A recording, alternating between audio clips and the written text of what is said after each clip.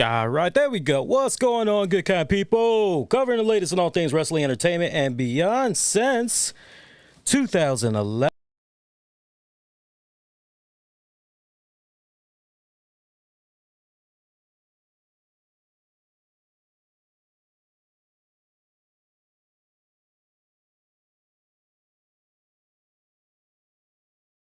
This thing and all my years of being live, there's a first time for everything. So something was going on with my card here so that I can record the audio in the background. And I guess I got to reformat it again. And it basically said to me, hey, want to reformat your card? I'm like, yeah, that'd be a good idea. But I thought that I hit the right option. But apparently, what I hit instead was the mixer resetting. Yeah, isn't that just lovely? All right, can you guys hear me in the Discord?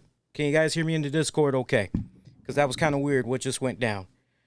Give me something. Can you guys hear me? Yes, okay, great. Okay, I wasn't sure if I had to reconnect. Okay, good. All right, good. All right, take two. What's going on, everybody? Covering the latest in all things wrestling, entertainment, and beyond since 2011. Checking out new RCWR show, 401mania.com. Reporter and columnist Lee Sanders here. Thank you guys so much for tuning in for June 22nd, 2022. A few minutes removed from AEW Dynamite. What did you guys think about that episode tonight? I definitely want to know. I'm looking at you guys' comments in the chat. So fire off.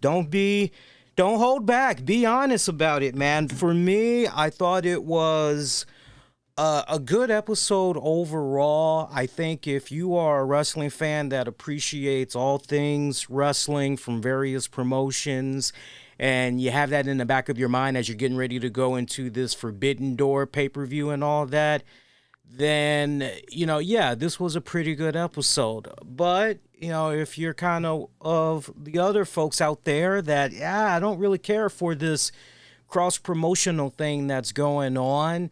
I mean, it's kind of got my curiosity, but not to the point I want to go out of my way to check out the pay-per-view.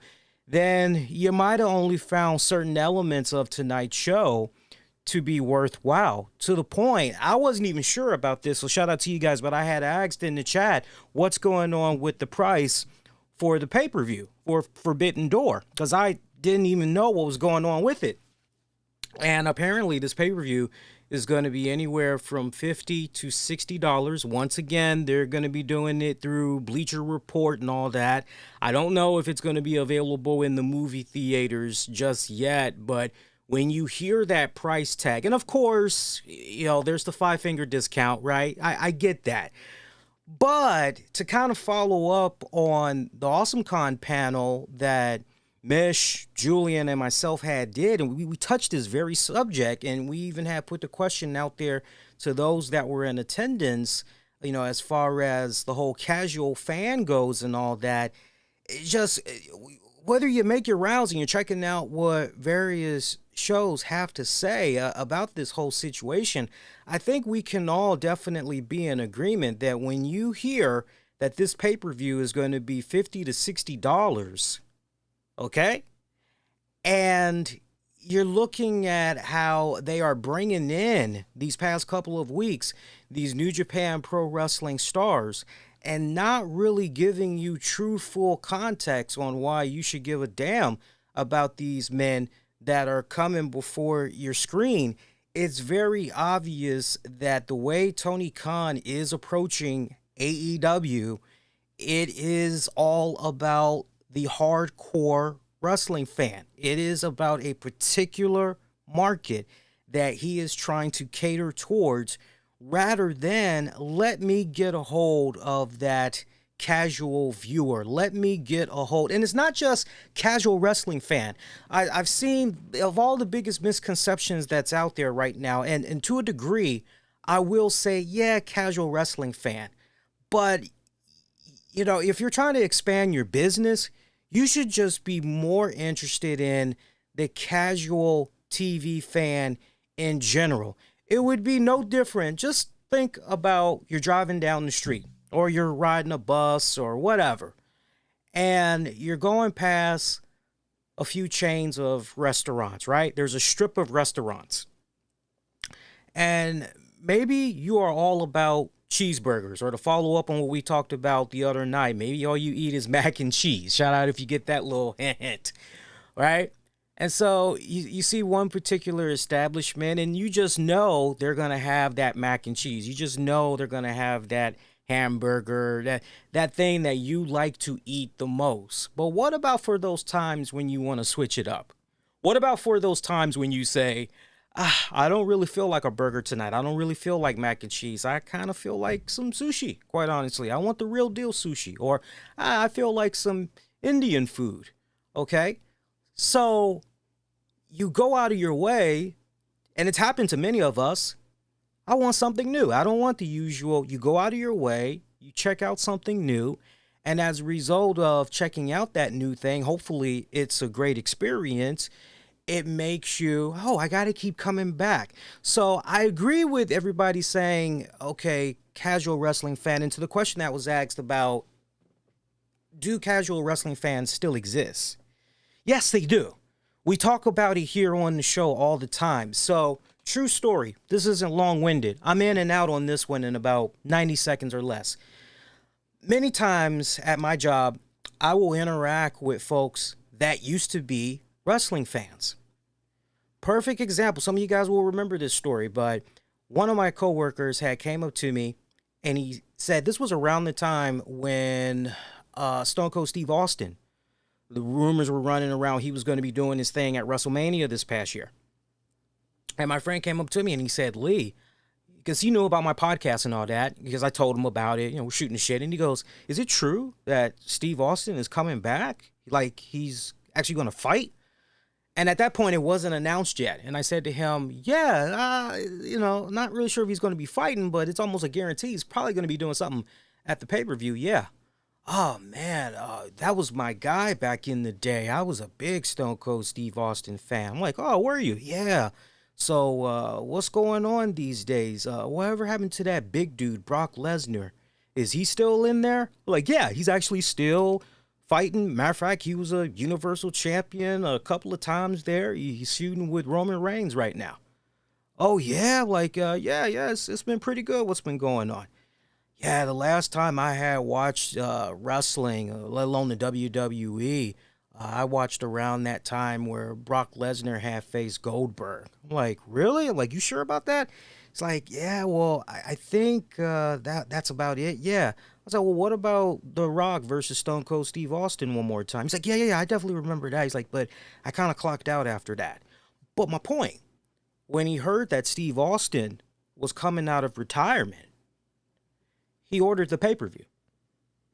So the casual wrestling fan, now some of you guys might look at that and say, that's not really casual. I definitely do. If it leads to the point where that person that once was tuned in weekly, bought all the merchandise, went to the shows, and then went on that hiatus, if he hears that Steve Austin is coming back and he orders that pay-per-view specifically because he want to see what's going on with Stone Cold. And I followed up with him after the fact. I said, how did you enjoy WrestleMania? How did you enjoy seeing the return of Stone Cold? And he was honest with me. He said, yeah, there were a couple of high points. There were a couple of low points. I said, okay, well, did it make you want to see what's going on with the WWE product, on a regular basis? Yes, some of the guys kind of caught my interest a little bit. I don't think I'll be watching it religiously weekly like I used to. Maybe I'll check it out once a month or every other month or something. But there was a couple of people on that card that was like, but I had them double down. I said, but you really went into this because you wanted to see what was going on with Stone Cold. It's like, yeah, that's really what it was all about for me, because I was a big Stone Cold. To the point he actually showed me pictures on his phone. How at one point his room was just decorated with just all things Stone Cold. It was like a personal fucking shrine. It was badass. It was really badass how he had that whole thing hooked up, right? But all that in mind, it's obvious the direction Tony Khan is going into. He does not care about those casual wrestling fans like what I just described, to the point you're looking at this pay-per-view that's coming up. We're dealing with inflation right now, okay? We don't need to be long-winded with that. Just say inflation, everybody knows what the deal is. You would think that during these times, and then also seeing as how AEW, you literally just did a pay-per-view about 2, maybe almost 3 weeks ago. Now you're asking for fans to come out of their pocket yet again and drop another $50 to $60. The smart money would have been, look, for a lot of people, see, the sales pitch is really to New Japan.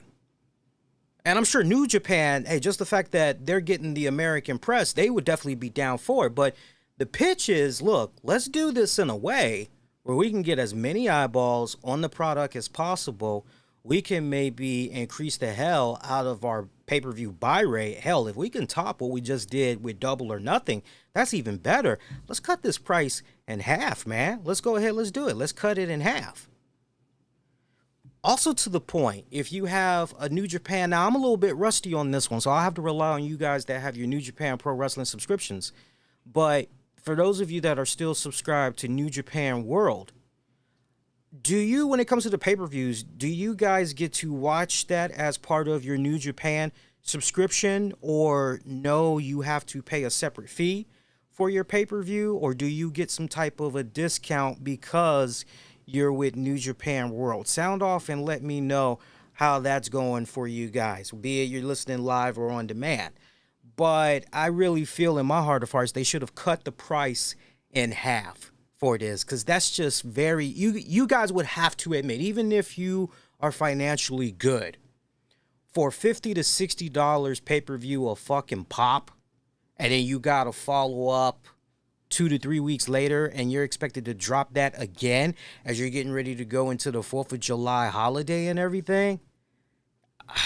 That's not good. Maurice is saying he had bought NWA's pay-per-view, and he really liked it, and that was less than $20. My point exactly. I almost kind of feel as though there's a couple of different hands that are in this cookie jar when it comes to that pay-per-view overall. Now, all that in mind, some of you all may ask me, will I be checking out the Forbidden Door pay-per-view? I'm not going to be going into my pockets to order it, but if somebody is going to order it and they say, hey, I'm doing a watch party, if I'm around, I'll definitely check it out. I will definitely do that.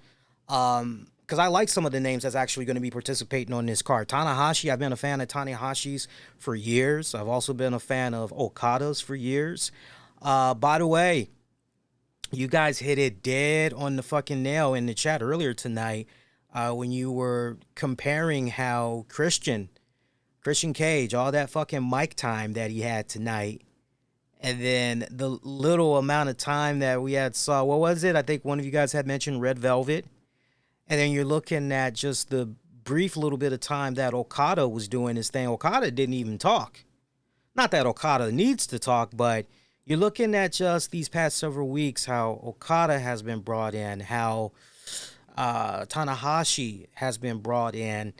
I believe in full context. I believe in full storytelling, and going into this pay-per-view, man, sell.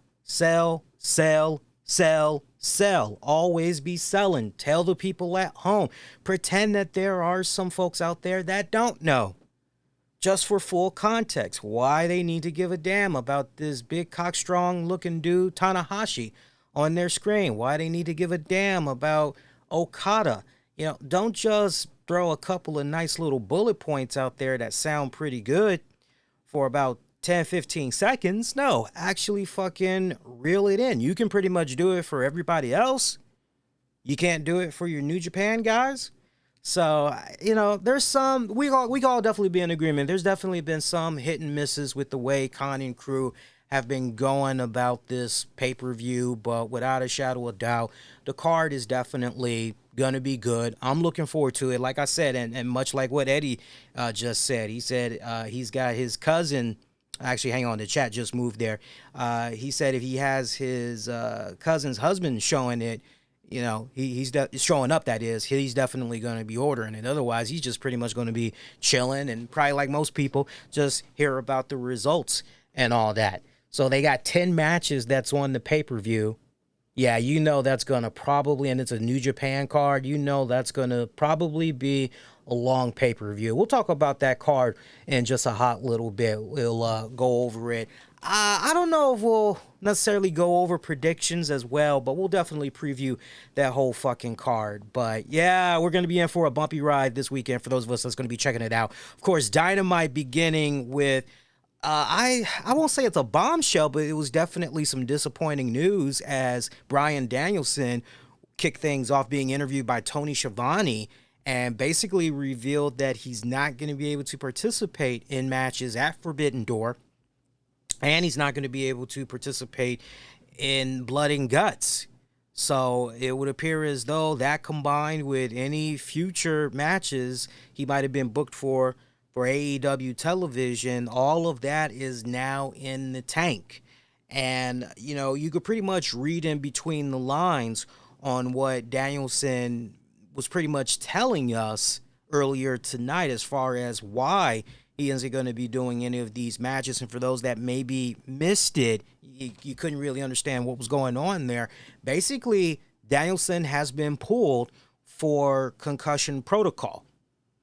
So somehow, you know, because he did allude to it. He talked about the little tests and, you know, it's not gonna, right? It is what it is, but he'll be back, right? So for his safety, definitely he's got to be on ice for a hot little bit. And that's unfortunate. It really is, because ever since he's come to AEW, that man has just been on a nonstop fucking roll. Whether as a singles competitor or he's been doing this thing in the tag division as of late with the Blackpool Club guys and all that. You know, he's been tearing it up. I was almost about to pull a Renee Young and say BBC there. That's why I was kind of fumbling there. But, you know, it's unfortunate because of all the participants I was looking forward to at Forbidden Door. I definitely was looking forward to seeing my man Danielson in action, and I tell you what, him and Zack Sabre Jr., that would have been a fucking banger classic of a match. On that note, though, you're wondering, so what's going on with Danielson's replacement for the pay-per-view? Zack Sabre Jr. coming out trying to find out what the deal is. Going to have to wait until Sunday to find out who that mystery opponent is going to be for Zack Sabre. But it's definitely got our gears turning, wondering who could it potentially be. Everybody's pretty much in agreement. Yo, this would be a great time for Cesaro. That's if Cesaro wants to come out and play, because not for nothing, but those that have tried to book Cesaro since he stepped away from WWE, his asking price is relatively high. He is commanding a very high price. And can you blame the guy for as long as he's been at it? And now he's pretty much in a position. Cesaro seems like a pretty smart-ass dude. He seems like the type of person that, I won't say frugal, but he seems like the type of smart motherfucker that, yo, I need to put all of this away for a rainy day because this shit ain't going to be forever, and I need to be able to make an easy transition doing some other stuff whenever this ends. So the word that's out there right now is his asking price. You know, that is for the independent bookers. I'm sure that a guy like Tony Khan could most likely command all that and then some to get Cesaro to pop up. So again, if you're thinking Cesaro, that's a good pick. Another name that's out there, I'm drawing a blank, Johnny Gargano. Johnny Gargano is another one. That definitely, look, either one would definitely have people mark the hell out, without a shadow of doubt. I like the idea of Wheeler Yuta. I do like that idea. Wheeler Yuta against Zack Sabre Jr. I think that would be a damn good matchup. I do. I sincerely do. I'm not just saying that. I think that would be a damn good matchup. But your guess is as good as mine who's going to be showing up. That's the thing that I like about certain pay-per-views, and Forbidden Door is one of those pay-per-views. You know, it's one of those pay-per-views where you're going, especially if you don't follow the New Japan Pro Wrestling product like that. This is one of those pay-per-views where you're kind of going, okay, there's going to be some good matches, And based off some of the friends that I have or associates or, what your favorite website or podcast is saying, you're going, okay, so this is going to be a pretty good pay-per-view, but I'm going into this one dark. I like when we get pay-per-views like this because this is one of those rare times where we all can just kind of sit back collectively and just, okay, entertain us. Let's see what we're going to get here. Right? MJF. That's a good one. That's a good one. MJF. That'll be the day. That'll be the day. So, but there's some good names that's out there, and I would not be surprised if there are names that maybe we have not even considered that, oh shit, you know what? That's actually a pretty good one as well. That'd be pretty badass. Yeah, let's go with that one. So we'll see. We'll see what's going on with that one. Thinking about some of the in-ring action that happened tonight besides that. But, speedy recovery to Bryan Danielson on a serious tip. Serious recovery to him. It's nice that now we are taking the health, safety, well-being of these men and women in AEW. It's good that we're seeing this on a higher level, on a respectable level, because we all remember what had went down. Wasn't it Sammy Guevara and Matt Hardy? You guys correct me if I'm wrong there. Wasn't there that backstage spot or something? And Matt Hardy had his dome was just, and Rebby was pretty pissed off. Yeah, he hit his head. Yeah, Rebby was pissed about that, right? Rebby felt that match should have not even continued, okay? And there's just been other instances over the past couple of years that AEW has been in existence that has made you as a fan cringe. So it's nice to see Tony Khan and crew say, okay, look, no, we're okay. We got all the star power we need. You just rest, you heal up. It's going to be all right. Look, you don't like it. We get it. But, it's just protocol. That's all. That's all we're trying to do here. We're just looking out for you. It would be no different. It would be no different than what Vince McMahon was trying to do with Danielson and all that. So, speedy recovery to Danielson. It fucking sucks. Well, you know what? I just looked at a name in the chat, and I personally would like to see him return if he's 100% healthy. If he's 100% healthy, Eddie, I would actually like to see Omega take on Zack Sabre Jr. I don't know how you guys personally feel about that, but if he's healthy, he's ready to go. Because last we heard, he's been popping up backstage. He's been helping out from a production standpoint with some of the women's matches and all that. So I don't know how true that is, but if he's ready to go, Omega would be a good one. Is it safe to say that as far as the IWGP Championship, the Heavyweight Championship, is it safe to say that's going to be a triple threat match? Or is it possible that maybe Kenny Omega would try to insert himself to try to take on Jay White? I don't really think so. Right? It's kind of interesting. There's a lot that's in the air still right now as we make our way going into this pay-per-view. By the way, welcome to those of you that's tuning in right now, whether you're tuning in via Facebook, Twitter, Twitch, YouTube, or hanging out with us in the Discord here. Appreciate you guys that's tuning in. Let me just make sure I'm popping my head in there. There we go. I got the YouTube chat now loaded up there. So good stuff there. Let's see. What else? Throw something at me. What else can we talk about that happened from tonight's Dynamite? Orange Cassidy, Roppongi Vice taking on Will Ospreay and what's the name of that group? Aussie Open, basically. The Aussie Open guys. Orange Cassidy, Roppongi Vice picking up the W. 11 minutes of a match. 11 minutes and change. Good match. All around great opener. Solid tag match. Some of the best action I've seen as far as AEW tag team action goes within the past few weeks, for sure. So definitely I gotta give kudos to that. Nice, good, strong opener. Cobb and Okan came down to pretty much mix it up there.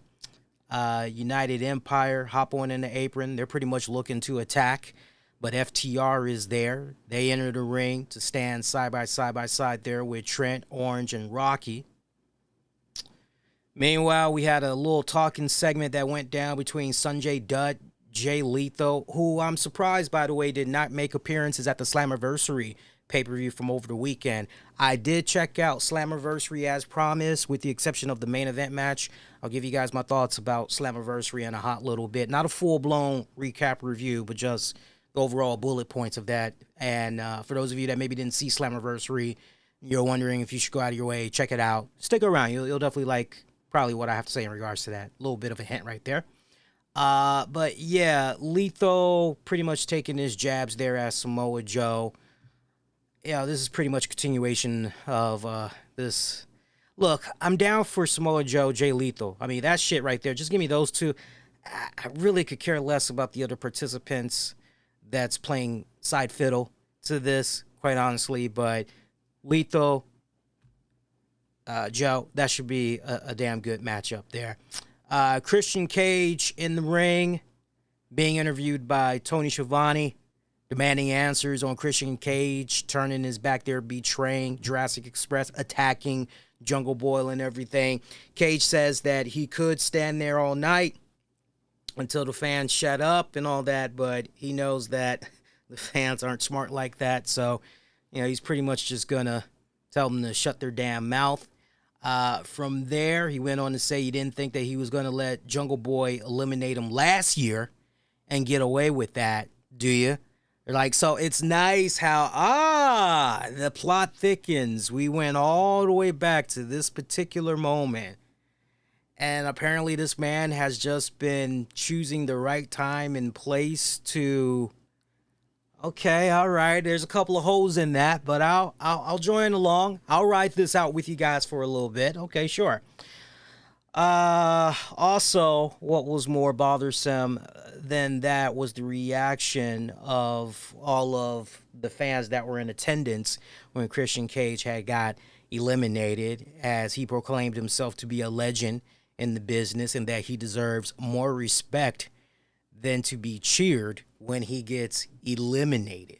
So he also had some vicious attacks there for Jungle Boy, taking jabs at his late father, right? Hey, I know you looked at me like a father figure. You looked up to me like I'm your dad, but I'm not your dad, son. No, your dad is dead. And, I mean, that was just a hot... big nice groan from the crowd at the same time. Them fighting words right there, right? Because at that point you're going, okay, there's no way that Jungle Boy is going to continue to sit in the back. And oddly enough, we didn't get Jungle Boy to come out. Instead, we pretty much got Luchasaurus. And Luchasaurus was ready to beat that ass. And you guys correct me if I'm wrong here, but I swear to God, it sounded like Christian Cage had said to Luchasaurus, Hey, stop. Stop. Remember what happened with Marco. So, if that's true, if I did hear that right, I'm kind of going, damn. Yeah, what did happen with Marco? Marco, Polo, Marco, Solo, Marco, let go. Right? So you're hearing that. Cage following up, saying to Luchasaurus, hey, I love you like a son. You love Luchasaurus like a son. Okay, so when I hear that, I can't help but go, well, first off, how old is Luchasaurus again? Luchasaurus should be in his late 30s, give or take, right? He's got to be in his late 30s. And I'm going, okay, so unless Christian Cage is now 50, Christian Cage should be maybe 47. So hopefully I did not make Christian Cage that old. If anything, hopefully I made him young by a couple of months or a couple of years. But to my point is, no, like a brother. Like a brother, not like a father, like a brother. Like, come on, man. Like, who are you trying to kid here? Anyway, I'm nitpicking, but some of you guys were probably thinking that same thing. So he was able to diffuse, Christian Cage was able to diffuse the situation there and have Luchasaurus walk along with him backstage so they could talk more about this. So nice, interesting dynamic that we got going on here. So where are we going with this exactly? Are we about to hit some Sinister Minister, Father James Mitchell territory where Christian Cage is somehow going to be able to harness the power that is Luchasaurus to do his bidding, and pretty much push comes to shove? You see where I'm getting at? Or are we finally beginning to see the end? I personally did not want the ride to be over with, not in this type of fashion if that's the direction they're going in, but do you feel that the way this story arc is going, Cage is going to ultimately get one over on just Jurassic Express in general and just make that bad boy implode from within, and pretty much Jurassic Express is no more? I'm curious what you guys think in regards to that. Sound off, I'm curious, but it's just nice, interesting. And where was Jungle Boy? The commentators never did say why we did not see Jungle Boy this week. It's not like, he went through a table, hit first through a pile driver or something like that, right? We didn't hear anything about what was going on with Jungle Boy. So it definitely had made, to my point, Luchasaurus' appearance very random, and yet at the same time, you're curious about where exactly we're going in this next chapter here with all of these individuals involved. But they're handling this pretty good. I thought Christian, I've said this for the longest time, the best Christian Cage is a heel Christian Cage. Okay? Sincerely. Don't get me wrong, he was okay when he was a babyface and all that. He had his little moments, but anybody that's followed the career of Christian Cage going as far back to when he became a TNA World Champion, y'all, we can be in agreement. When he's a babyface, it's a very short shelf life. He's really, really good as a heel. He really, really is. So Luchasaurus is 37. Christian is 48. All right, so the way they're doing this right now, JB, Jungle Boy, is out, storyline injury. Okay, all right. Well, I'm curious, did the commentator say that? Because I kind of missed that. Usually I watch with the volume on mute unless I'm trying to. Okay, so the commentators did say that. Okay, good. Rylan, we got it. We already got Evil Christian. We already got him. It could go the Sinister Minister direction, right? Because I'm looking at just the pairing of those guys. Sinister Minister, Father James Mitchell, Monster Abyss. By the way, I'm a little bummed out we didn't get Abyss at Slammiversary. That really would have been a nice appearance there. But anyway, so yeah, to be continued on that one. Color me curious, though. I'm definitely curious where they're going with that one. Let's see from there. What else that went down here from good segment, good promo though by Christian Cage. Penta Oscuro taking on Malachi Black. That definitely was the match of the night. Nice fucking banger. I could watch these guys go at it all fucking night. A little bit of a short match though, and that includes a picture-in-picture break. Still a short match, though. Barely a 10-minute match here. Barely a 10-minute match. But they were able to get in a lot in these 10 minutes. Malachi Black picking up the win here. Good. I enjoyed this. All the matches tonight. Boys had hit it out the park there.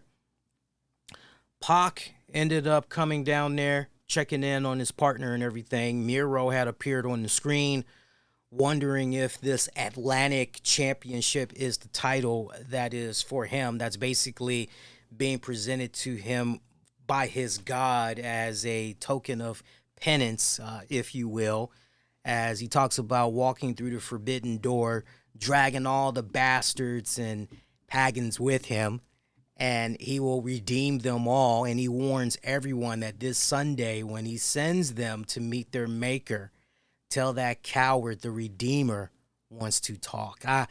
I'm telling you, man, Miro and this Redeemer, very seldom do I come across a character that I just go, yo, I can eat this up all day. This is the fucking shit.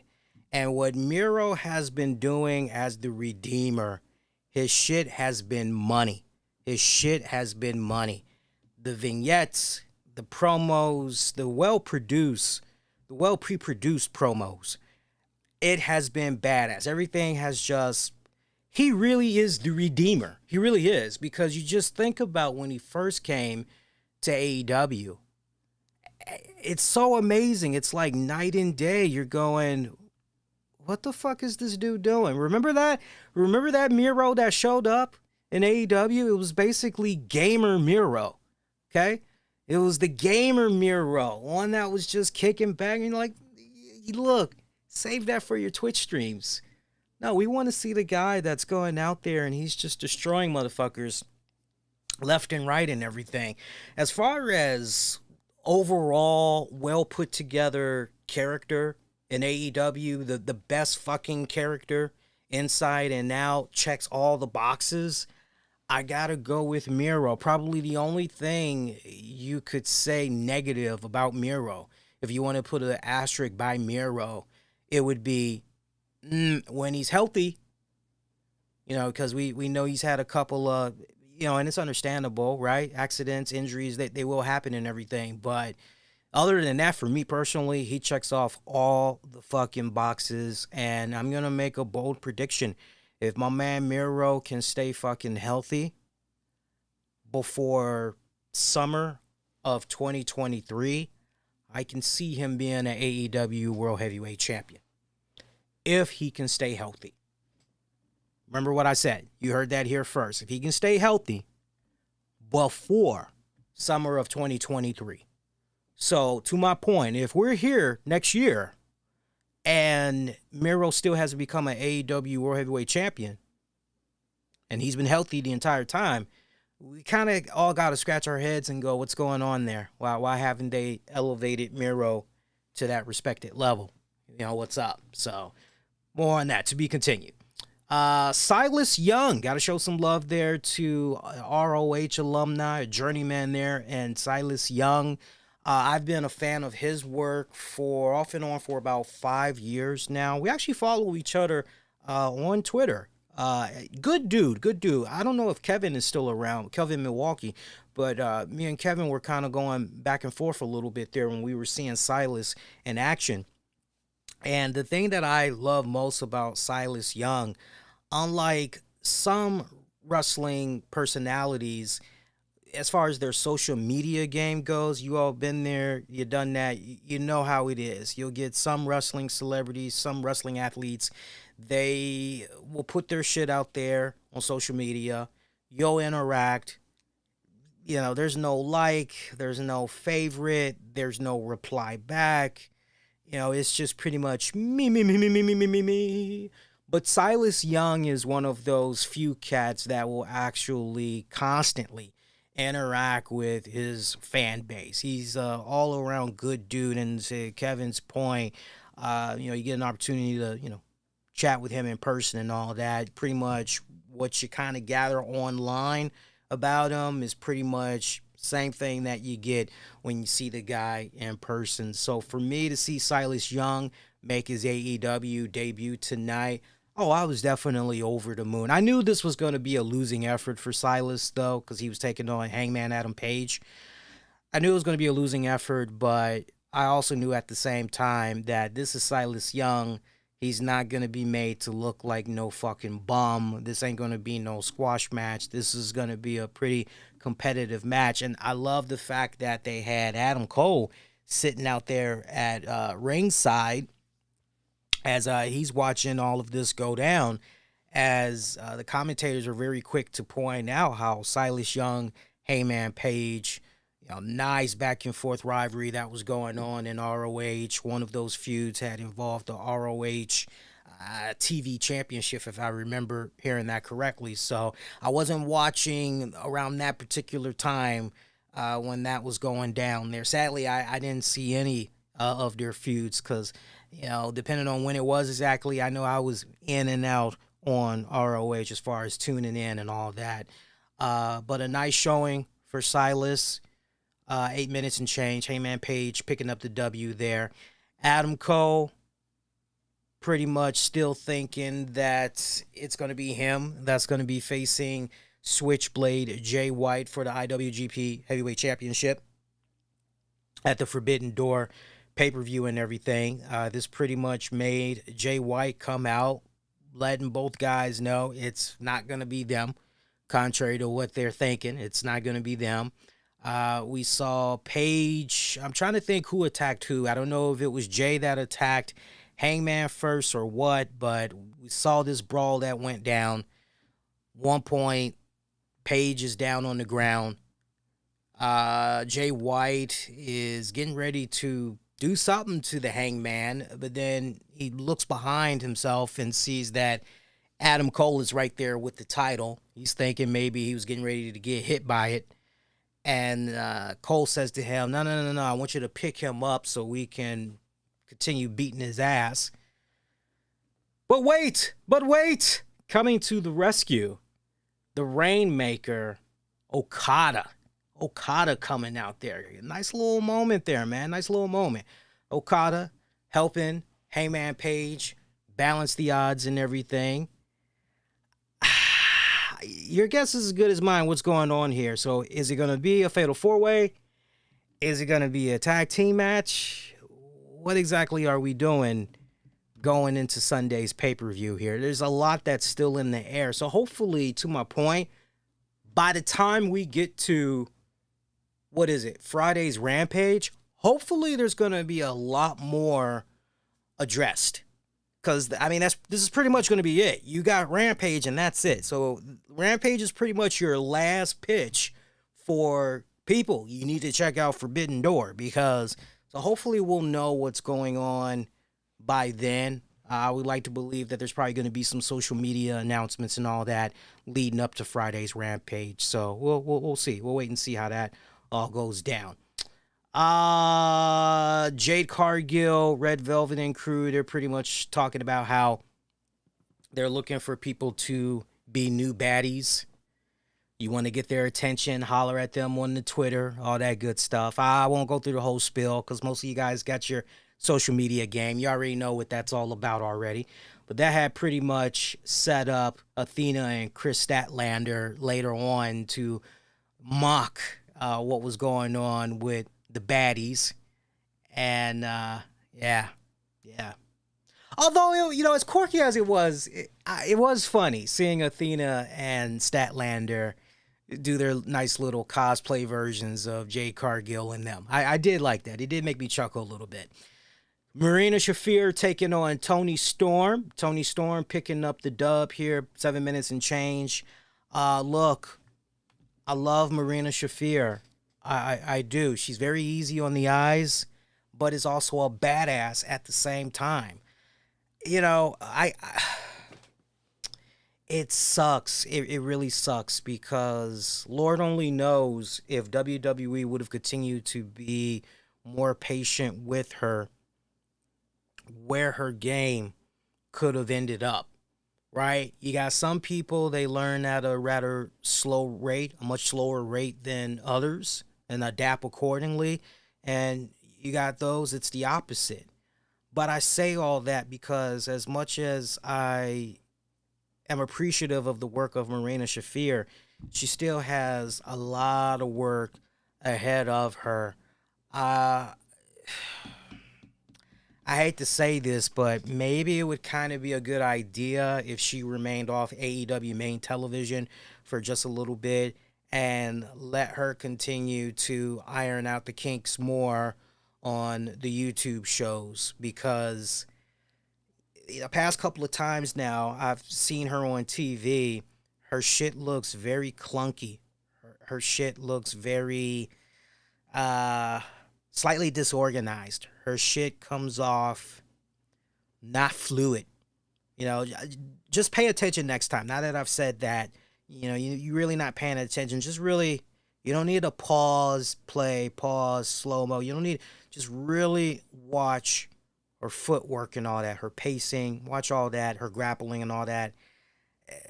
She is still that whole transitioning, right? She's still struggling, to my point. She's still struggling. Shout out to Toni Storm, because Toni Storm really did her best, I feel, to clean up that shit. Sincerely, she cleaned that shit up big time. Why was Nyla Rose at ringside? That's my whole thing. Let's see if we can tackle that, chat. What was going on there with Nyla Rose? I don't watch the dark shows like that. I usually bring up the card for each respective week. But is this a case right here where Nyla Rose and Marina Shafir had been doing some tag matches? They've been teaming up as of late on the YouTube shows. Sound off if you guys know. And I'm curious what's going on, because it just feels so random, to the point every time you turn around, you know, Nyla Rose, we see her for maybe 2-3 matches on TNT or TBS, and then we don't see her again for a couple of months. And so it's kind of head scratching, right? By the way, I will say this. I got to be consistent here. Some of you guys may remember this, but a couple of weeks ago, I had talked about how, wait a minute here, it's Pride Month. I don't know if you guys remember that, but I said, hey, it's Pride Month. We're doing these AEW Pride Month commercials. Oh, that's all nice and dandy. We see Sunny Kiss. Okay, that's nice. And yet Sunny Kiss has not been on TNT or TBS. I think Julian said it's been over 500 days since Sunny Kiss was last on AEW TV. It's like, what the flying fuck, right? And so you're going, okay, well, June is Pride Month. What's going on here? And no Sunny Kiss. And then you see the joint for Nyla Rose, and you're going, okay, that's nice, but yeah, same deal. There's no fucking Nyla Rose. Well, that changed tonight. They had Nyla Rose make an appearance there. So I appreciate that. I got to applaud AEW there. I got to applaud them on that, because it did look like tongue-in-cheek. It did look pretty hilarious. Speaking of which, the ad that surprised me the most, by the way, and I'm surprised more people weren't reacting to this. I had no idea that Anthony Bowens from the Acclaimed was gay. I had no idea. So for those that didn't watch Dynamite tonight, you know, if you're familiar with the Pride commercials, okay, enough said. Well, they did a premiere of a new Pride Month commercial, and they featured Anthony Bowens. And I had no idea he was gay. I couldn't help but go, wow, learn something new. I would have never thought that, right? Good for him. I don't know how long he's been out. But like, cause for me personally, to each its own, I don't go out of my way to what's their sexual preference. You know, who are they dating? Are they married? Do they have kids? I don't pry into stuff like that. I'm mainly about the fucking, you know, entertain me, right? You're in front of the camera, you're in that ring, entertain me and all that, right? So he's been out for a while, Eddie? Okay, like what, a couple of years? I'm waiting to see what Eddie says in the chat here. Yeah, that's, but good for him. Okay, so for a couple of years. Okay, good. Well, good for him. Seriously, good for him. Hey, Jake Atlas, if he would have played his cards right, that could have been him too, featured in those nice little ad buffs and all that. And now that guy looks like he's pretty much on his way out of the door. It's quite sad, man. Look, we're mixing it up, right? You know, we're talking Dynamite, sprinkling in some news and all that. How about the stuff that went down there, by the way, in regards to Adam Cole and Booker T? I didn't get a chance to offer thoughts on that whole situation, but for those that maybe are a little bit in the dark, not really sure what's going on.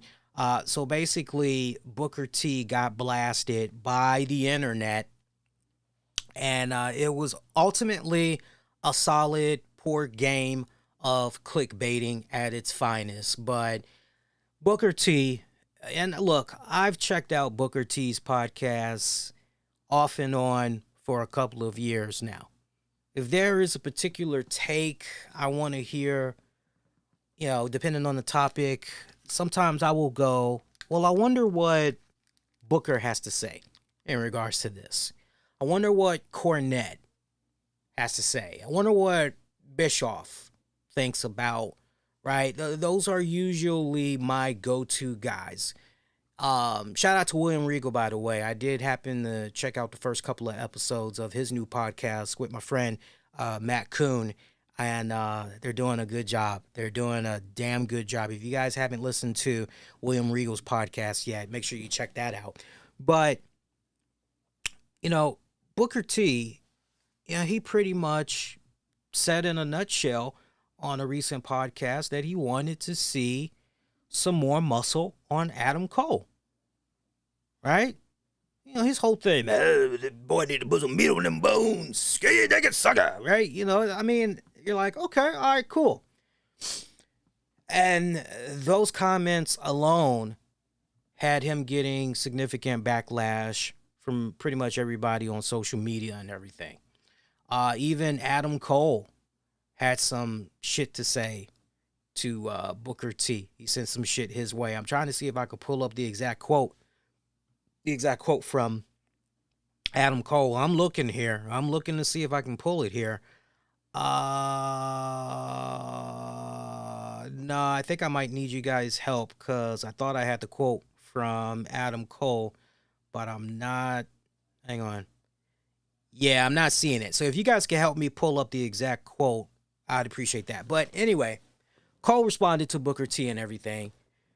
Booker T just being thrown under the bus left and right and everything. And, of course, you hear that one report that's floating around that in regards to Adam Cole and what he did at the Owen Hart Foundation tournament, he actually was injured during his match with Samoa Joe.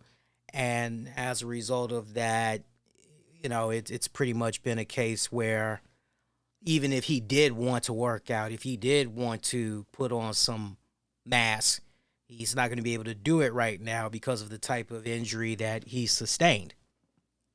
And that furthermore, Adam Cole has been working hurt for a good long minute now. Okay. So, you hear that, and it's sad that Booker T had to go on the defense to reiterate, hey, I wasn't saying that out of malice. I wasn't saying that to be an asshole.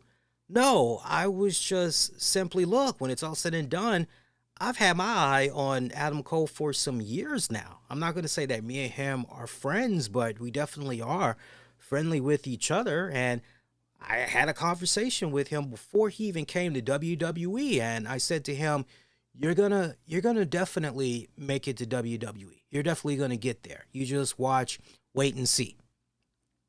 And sure enough, those couple of years went by.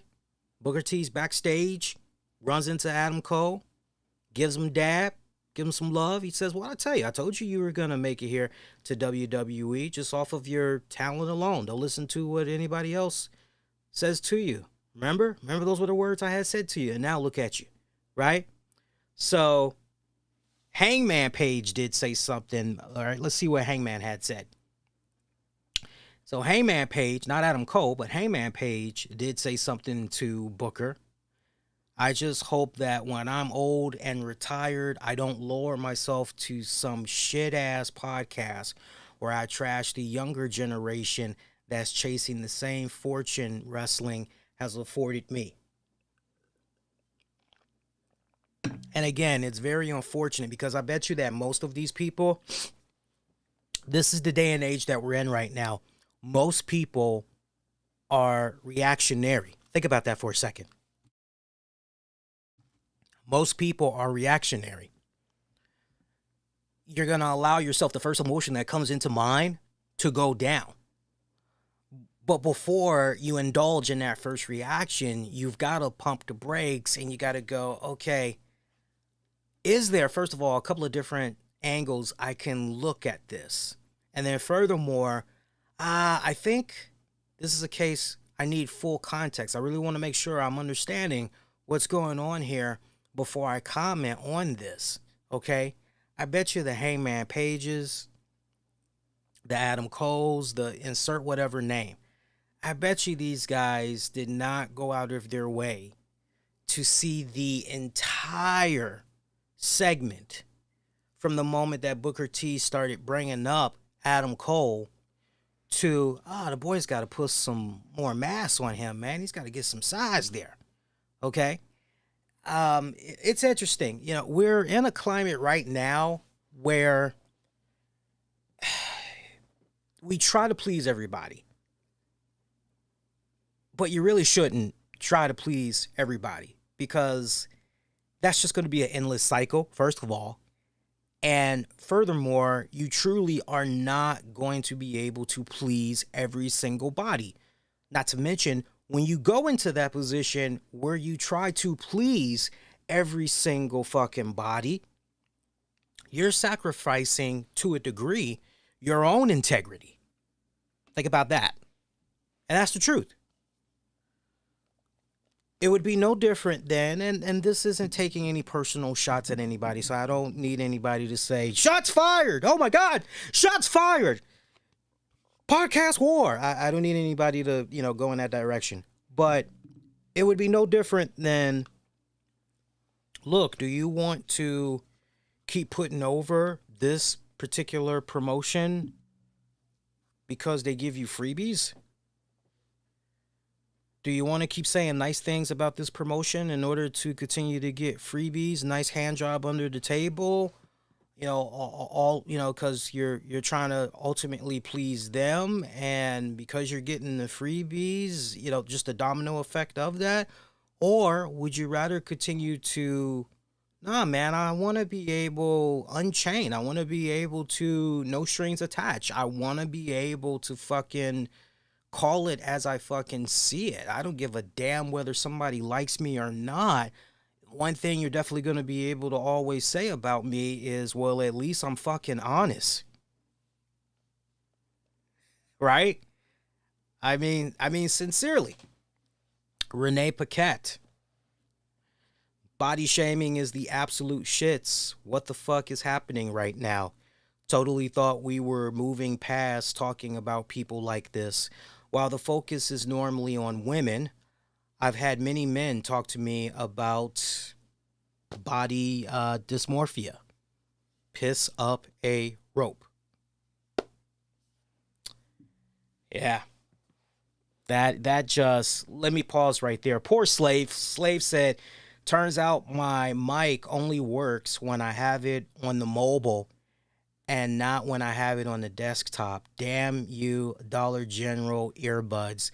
Dude, why are you getting the Dollar General earbuds? Fuck, dude. No. Just go on Amazon, my dude.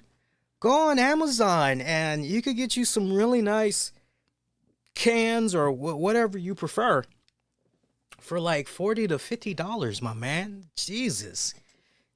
Hell, do we got to do a Kickstarter for you, Slave? Do we got to do a Kickstarter for you so you can get some quality earbuds that got some a good little mic piece straight to them, my man? So now home in on Renee Paquette for a second. Renee Young. Home in on what we just read from her for a second. This is interesting. And I'm very, very curious what Mission and them have to say. I'm definitely going to be listening Thursday, by the way. But I'm very curious. And what do you guys think about this? Because let me tell you something. I'm looking at it from this direction.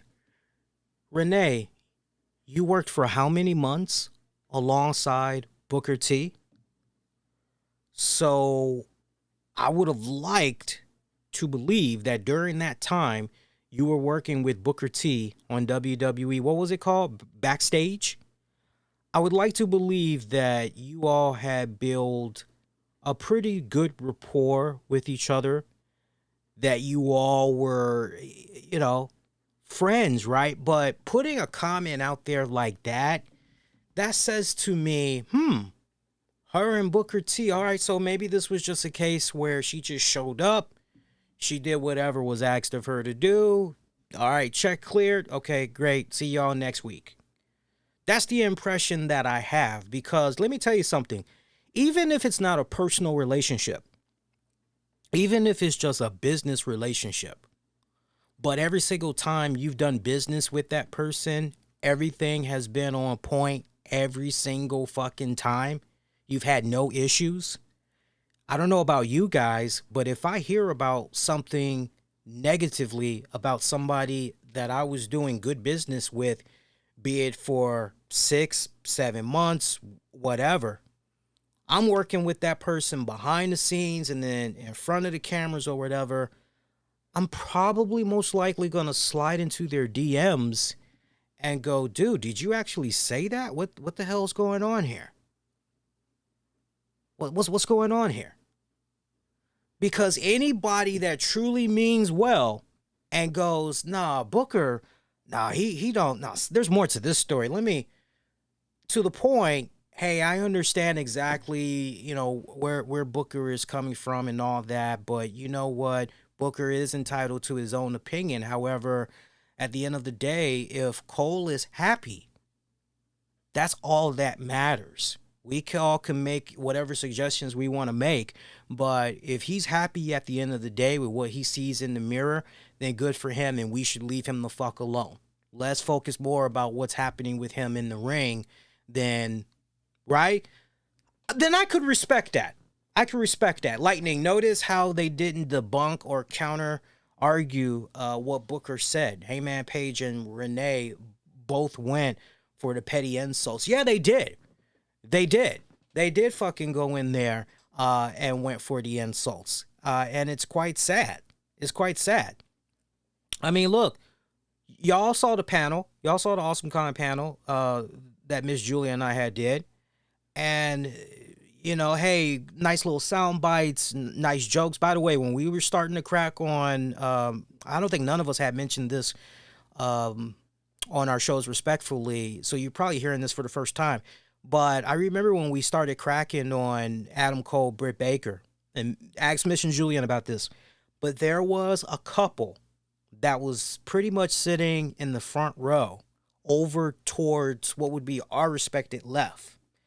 And when we started going in on Adam Cole, that boyfriend-girlfriend couple, they rolled out.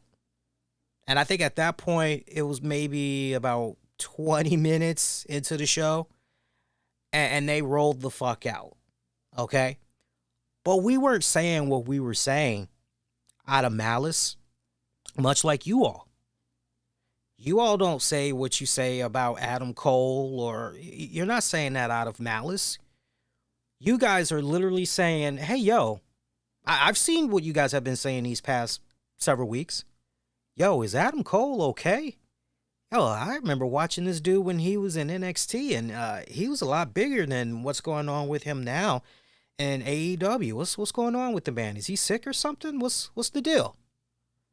I've seen stuff like that. To just constantly, man, Adam Cole is so fucking small. What's going on with this dude? I gotta blow my nose. Hang on, real quick. It's live, pal. Anything can happen. But,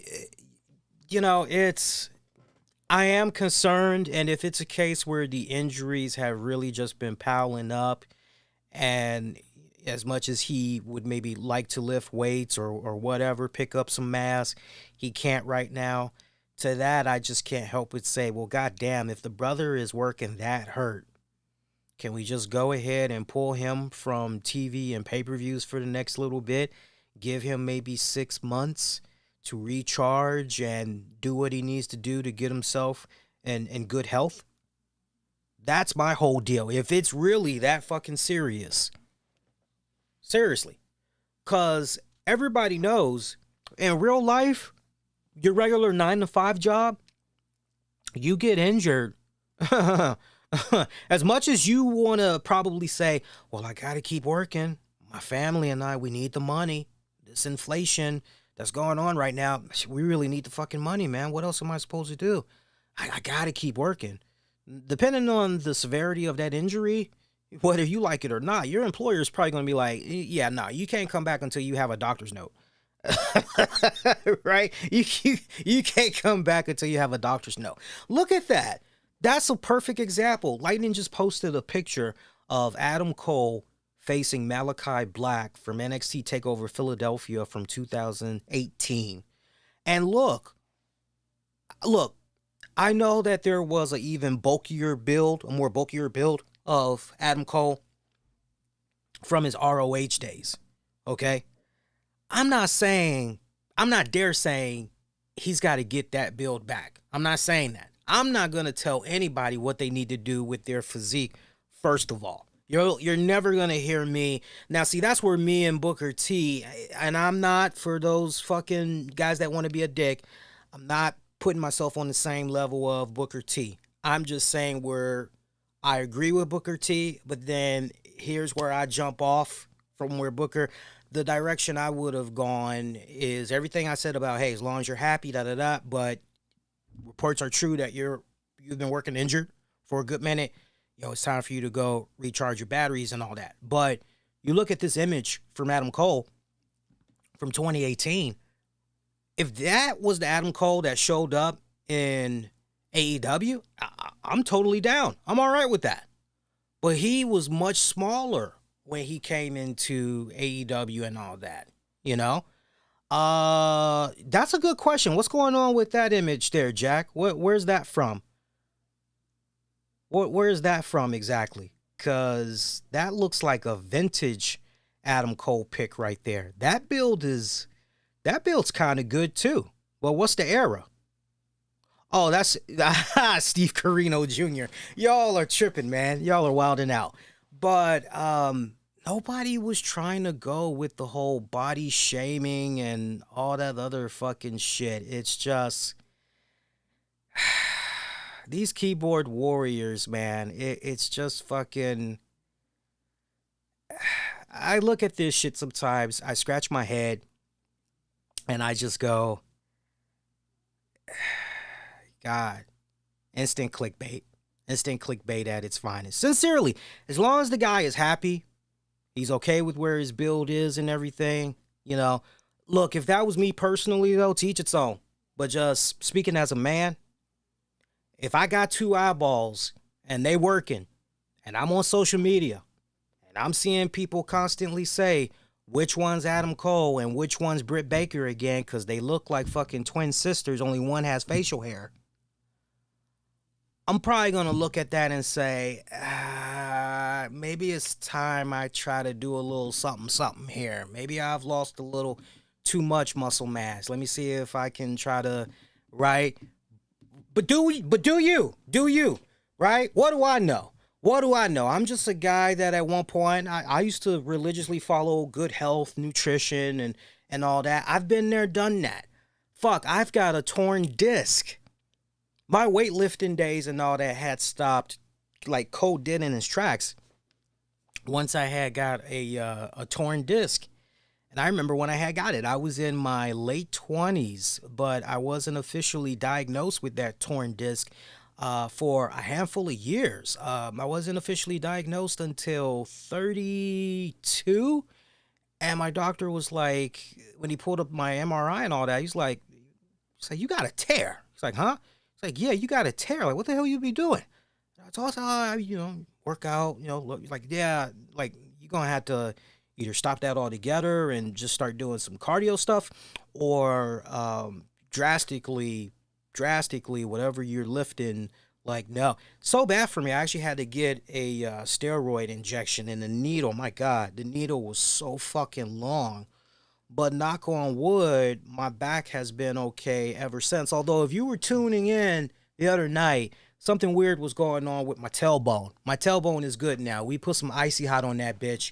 And that pretty much had took care of it. But, look, my black ass, my big black ass, I'm like this. Because I love to eat, okay? I am, knocking on wood here. I'm on my diet. I'm losing my weight here and there. I'm doing what I'm doing that's going to make me happy. And I'm doing what I'm doing because I care about my health. I want to be around for a good minute and all that, right? So, especially, I'm trying to have a kid. So I definitely want to be around long enough for, seeing that kid, those first things, college, and I want to live long enough to see my grandkid and all that. I can't really do that with the current weight that I'm packing and all that, right? So I'm doing what I'm doing ultimately for me. And we all could be in agreement that, man, Adam Cole, but at the end of the day, it's his decision. For whatever respected reason, and he doesn't owe us a public statement on why he is at the current build that he's at. Whatever's going on with him, that's up to him. But as long as he's happy, then you know what? Hey, he's happy. Instead, let's focus on what's going on with him in-ring wise. And in-ring wise, I still, for the love of me, it's been some weeks now, he should have never gone over Samoa Joe in as short of a match as that was at the Owen Hart Foundation tournament. I'll get on his ass for that, though. I did not like the way that was booked. I did not like the way that match was booked. Sincerely. All right, so what other stuff from Dynamite here we can get into here? Looking at the rest of the card here, we already had talked about the Tony Storm matchup. Hiroshi, Tanahashi, Jon Moxley teaming up to take on Chris Jericho, Lance Archer. Tanahashi, Moxley picking up the win. 12 minutes and some change. Didn't feel like a 12-minute match. Didn't feel like a 12-minute match. Wasn't an instant banger classic, but it was a good enough match to give you just a little bit of a bite-sized sample on what Tanahashi is about, helping you get your feet wet with this guy and everything going into Sunday's pay-per-view. So that much I will say. Moxley goes face-to-face with Tanahashi afterwards. They're pretty much talking trash at one another. We see Eddie Kingston come out, attacks the living hell out of Jericho and Sammy Guevara.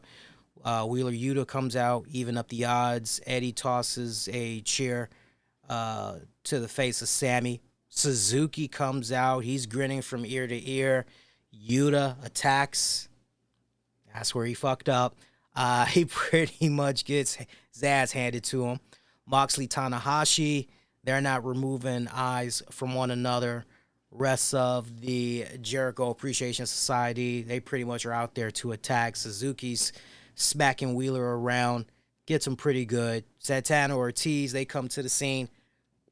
Moxley, Tanahashi, they're still staring at each other. That's all this shit is going down. It's kind of funny. It's kind of funny what was going on here. Archer, Lance Archer, he comes out there. He's joining the fray. Refs, they're out there trying to stop all the carnage that's going on. Yeah, it's just crazy. A lot of pandemonium that was breaking out there for your main event attraction of the night. Pretty decent way that the show pretty much had closed out and everything. By the way, shout out to Excalibur, who was doing his read, and he was just spitting that motherfucker out like I don't know what. I mean, he was just no breaks whatsoever. Wasn't even pausing to catch his breath. That was just a fantastic fucking read for everything that was going on with the pay-per-view. I believe he even went through the card for Rampage and did some shit for next week's Dynamite.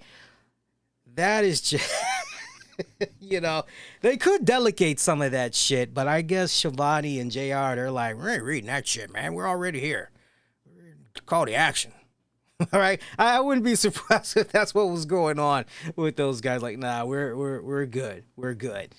Nice little surprises in there overall. Nice little energy that they had throughout. Match of the night, though, I definitely got to go with Malachi Black taking on Penta Oscuro. That main event tag match there was pretty good as well. Hearing the news of Bryan Danielson, that was a bit unfortunate, but look, we'll see him down the road. Nice episode. I can see this being another scenario, though, where if you were to say to me that this week's Dynamite is going to be low in the ratings yet again, because last week's Dynamite was low. And I guess that's because most people weren't feeling that whole New Japan, heavy influence, so they clocked out on that one. That's unfortunate. Rampage took a hit in the ratings, too. I think, wasn't Rampage for this past Friday the second lowest rating in the show's history? If I remember that correctly, because I think this past Friday they did about over 300,000 viewers. I don't remember the exact number, but they were in the 300,000 range.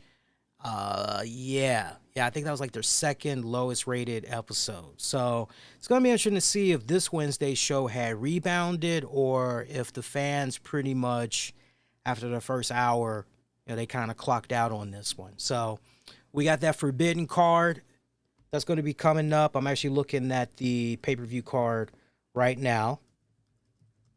Actually, hang on here. There we go. Now we got it. All right, let's see what we got here for this card here. Forbidden Door.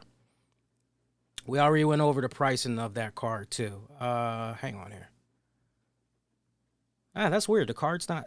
Okay, let's try that again. AEW. Forbidden Door. Let's try that again. Maybe it'll pop up this time. Huh. Weird. I don't have...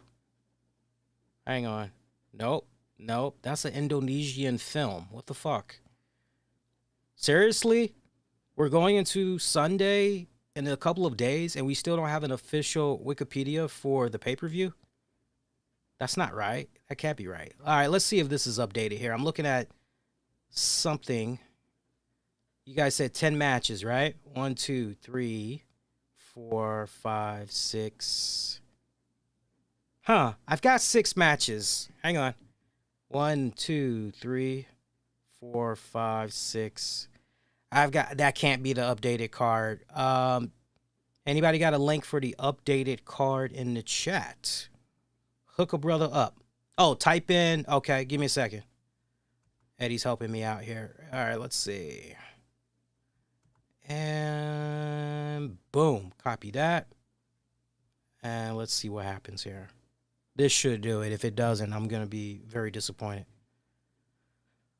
All right. So what? Am I putting wiki at the end of that? Let's see. Oh. Well, wait. Yeah, I think I found it. All right, let me see here. Oh, lordy. This is in Spanish. But you've got no matches on here. Okay. Jesus. Okay. I'm about to say fuck it. Sincerely, I'm about to say fuck it. All right, let's say card. Fuck it. I'll go with this one. Fuck it. That's weird. The one time you expect to see the most updated card for the pay-per-view, you're not getting it. So I think I have it because I saw you guys say something about 10 matches now. Let me count this down real quick. 1, 2, 3, 4, 5, 6. I'm still at 6 matches. Are you guys sure it's 10 matches and not 6? Ah, thank you. Thank you, Eddie. All right, let's see what we got here. What's this one? This one is 10 matches. All right, here we go. Max Caster, Gun Club. Alex Coughlin, the DKC, and Kevin Knight, along with Yua Yamura. 8-man tag team matchup. Pre-show matchup. I honestly, it could go either way for all I care. I honestly have no investment in that one. John Moxley taking on Hiroshi Tanahashi. Singles match for the interim AEW World Champion. Personally, I would love to see Tanahashi. It would be nice to see him in the United States for the next couple of months. US TV, working with some of the best. I just don't feel that's going to happen. Call me a dreamer, though. I would love to see that. I'm looking at the pie in the sky right now. But really feels as though Moxley is going to be the one to pick up the dub here. I hope I'm wrong. I really hope I'm wrong. Because I love Tanahashi. Pac versus Miro versus Malachi Black versus Ishii. 4-way for the inaugural AEW All-Atlantic Championship.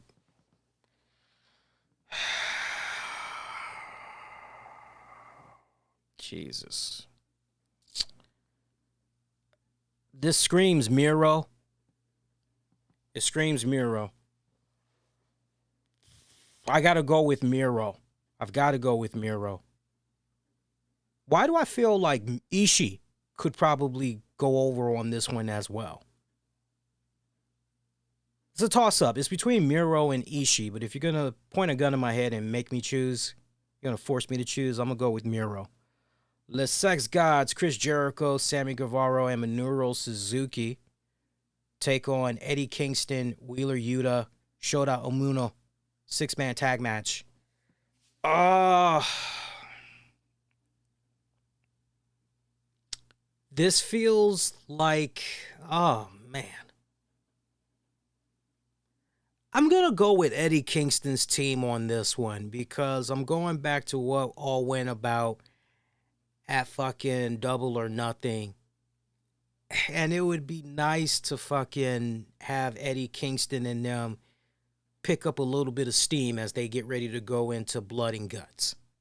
So that's how I'm kind of looking at this one. So wouldn't be surprised if the Sex Guys win, but I'm really hoping it goes in Kingston's direction. Ospreay taking on Orange Cassidy, singles match for the IWGP United States Championship. Oh, Ospreay, hands down. Ospreay, hands down.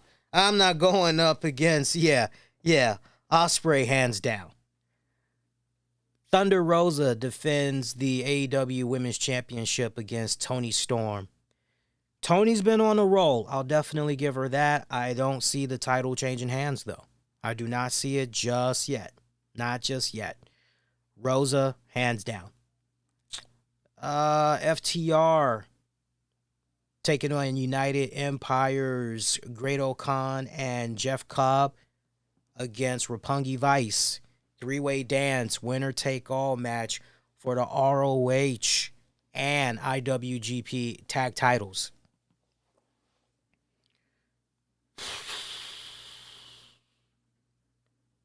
Damn. This one I'm very, very curious about. This one this could go a couple of different ways here, man. On the one hand, I'm looking at FTR. Now, keep in mind, Young Bucks had said they were going to make their presence felt at the pay-per-view. And it looks like they are involved in one particular match. It doesn't look like the titles are going to be on the line. The AEW tag team titles doesn't look like that's going to be on the line there. But I would love to see them somehow slide their way into that 3-way dance, winner takes all. I would love to see them slide themselves in there, but it ain't going to happen. So I'm just dreaming. Don't pay me no mind. FTR is screaming to me right now in this winner takes all, but I'm also looking at Roppongi Vice. So, I don't know, y'all. I'm on the fence. I'm on the fence on that one. Because you're looking at this card and you're going, okay, New Japan's got to go over in some of these. Out of 10 matches, you're expecting for New Japan to maybe get up to half, if not maybe extra one here and there, right? Maybe it's 6-4 New Japan's way or whatever, but I don't know, y'all. This one's kind of a little bit too close to call, but I'm going to stick with FTR. Zack Sabre Jr. goes up against a opponent of Bryan Danielson's choosing. If it ain't Cesaro, Gargano, Omega, Zack Sabre Jr. wins. That's how I'm going to cover all my bets on that one. Jay White versus Okada versus Hangman Page versus Adam Cole. 4-way dance. Okay, so we now got our answer. And that was right as TamFam had posted the image. So we got, okay, cool. If they announced this during the if they had announced this during Dynamite tonight, I missed it. But now it's official. It's going to be the 4 of these guys for the IWGP World Heavyweight Championship. Jesus. And who was the previous IWGP Heavyweight Champion? It was Okada, right? Jay White literally just took it off Okada. Okay. I don't see the title changing hands. Very seldom. The brief little bit of times that I have checked out the New Japan product, and you guys can correct me if I'm wrong, New Japan is not known for flip-flopping with their main championships like that. They're not known for that. So I see Jay White getting out of this. The only way this makes sense to me if Jay White is going to lose the championship, first of all, it's not going to go to Okada.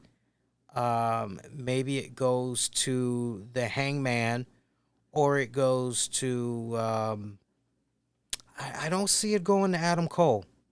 I don't see it going to Adam Cole. All things considered, and what I had just recently said, I don't see it going to Adam Cole. If Jay White were to lose it, Hangman is the only guy that I see that could definitely represent, go do the New Japan stuff and all of that. But I don't even see that happening. That's a far-fetched, right? Because you know how New Japan, their schedule, for those of you that don't know, New Japan, they stay being out there on the road. They stay having their champions be represented on their shows and all that. It's like multiple shows that you could pretty much access during the month with that New Japan World subscription and all that. So, yeah. Eddie, there's definitely been some short reigns, but for them to just turn it like that, and Jay White hasn't even held the title for a month, yeah, I'm going to say Jay White would retain. Young Bucks and Bullet Club, what is that? El Fantasmo and Hikuleo take on Dudes with Attitude, Darby Allin and Sting, and also Shingo Takagi and Hiromu Takahashi. There you go. I got it that time. Takahashi, 8-man tag match.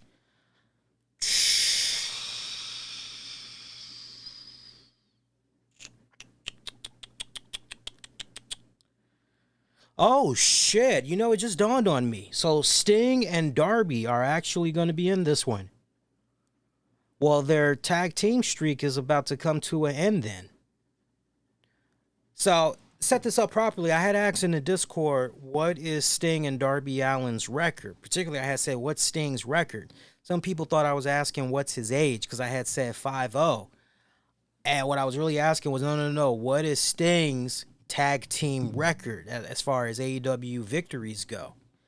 And he's like undefeated, if I'm not mistaken, right now with Darby.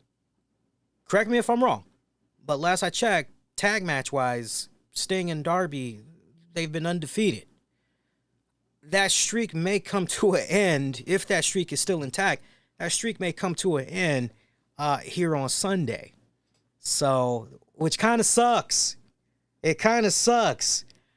I'm with Eddie. I got to go with, yeah.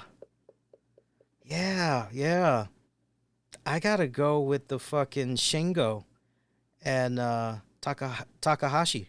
I'm going with Shingo and Takahashi. I got to go with them. That should be, I'm looking at this card, and I'm just trying to figure out if there's a sleeper match of the night that's going to have a lot of people talking. I think the Will Ospreay, Orange Cassidy, that's the one that's going to be your sleeper hit match of the night. And yes, Sting is undefeated in AEW right now. He is 9-0.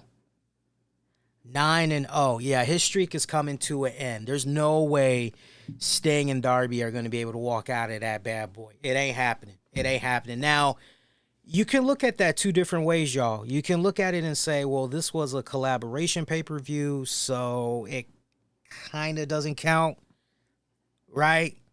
For me, it counts. His streak is over. His streak is over. All right, so let's recap. I'm going with Shingo and Takahashi in that 8-man tag match. I'm going with Jay White for the retain in that 4-way dance for the IWGP heavyweight title. Two ways to look at that: Zack Sabre Jr. versus a mystery opponent of Bryan Danielson's choosing. As I mentioned a few seconds ago, if it is Cesaro, Johnny Gargano, or Kenny Omega, Zack Sabre Jr. will lose. If it's anybody else, Sabre will win. Too close to call before the 3-way winner-take-all tag match for the ROH and IWGP tag titles. It's very close. I'm eyeballing Roppongi Vice, FTR. I'm going with FTR. AEW Women's Championship, I'm going with Thunder Rosa. Will Ospreay retains the IWGP United States title over Orange Cassidy. Remember, I'm looking at that one as the sleeper hit match of the night. Eddie Kingston, Wheeler Yuta, Shota pick up the dub against La Sex Gods in the 6-man tag match. Miro to become your new inaugural AEW All-Atlantic champion. Moxley defeats Hiroshi Tanahashi to become your new interim AEW World Champion. That pre-show matchup, I could care less. If I gotta pick one, I'll go with the DKC, Kevin Knight and them. I'll go with them just to pick somebody. I'll go with them. Okay. So that's the Forbidden Door card. That's going to be coming up this Sunday. What other little news tidbits can we get into before we get ready to call it a night? You got some questions? You got some shoot your load? I'm reading what you guys are saying in the chat right now. So sound off, let me know. It seems like it's been kind of quiet, though, as far as wrestling-related news goes. I don't really think there's really been too much that's been going down since last we were on the air with you guys. Underrated movies of 2002. First of all, I would have to actually see a list of movies that came out in 2002. So let's do that first. Movies released in 2002, but the keyword underrated. Let's see. I'm looking at a list here.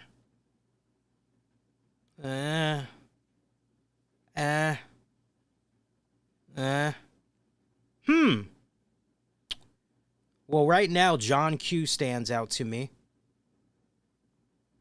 I felt that was a pretty underrated movie. And I'm already on March, and I'm skimming the fuck out of this. 2002. Yeah, we're already on April. So, yeah, so far I'm going with John Q. Wow, Scorpion King was in 2002? Goddamn, time flies.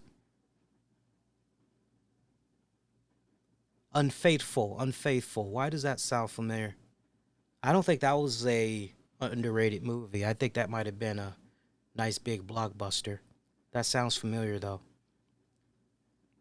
Insomnia. I remember seeing Insomnia in the theaters. Al Pacino, Robin Williams. Robin Williams did such a phenomenal job being a murderous sociopath that Al Pacino was chasing after.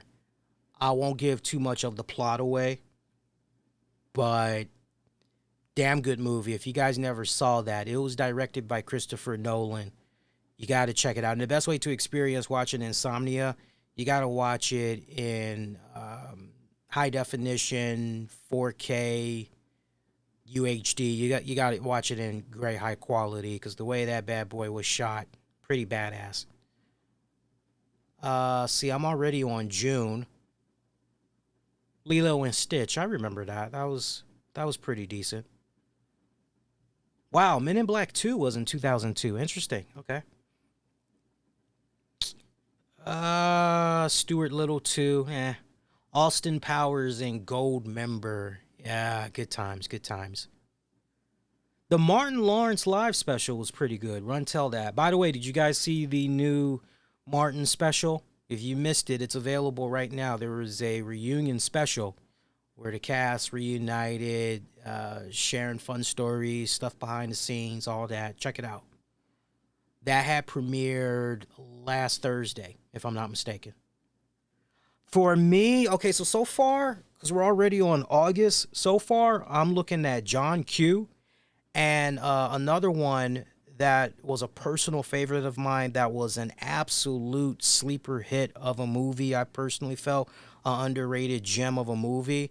Robin Williams, 1 Hour Photo. If you want to see Robin Williams at his absolute finest, check out 1 Hour Photo. That is a movie that when you really look at the movie and dissect it, you go, okay, subpar script overall, Not really that much of a supporting cast. This was really about Robin Williams carrying the fuck out of that movie, much like the same way Bill Murray had carried the fuck out of 80-page script for Lost in Translation with Scarlett Johansson. Now, some of you guys may hear 80 pages and go, wow, that's pretty. 80 pages is not good. That's considered to be very, very, very, very short. Okay? But the work that Robin Williams had did in 1 Hour Photo, Jesus.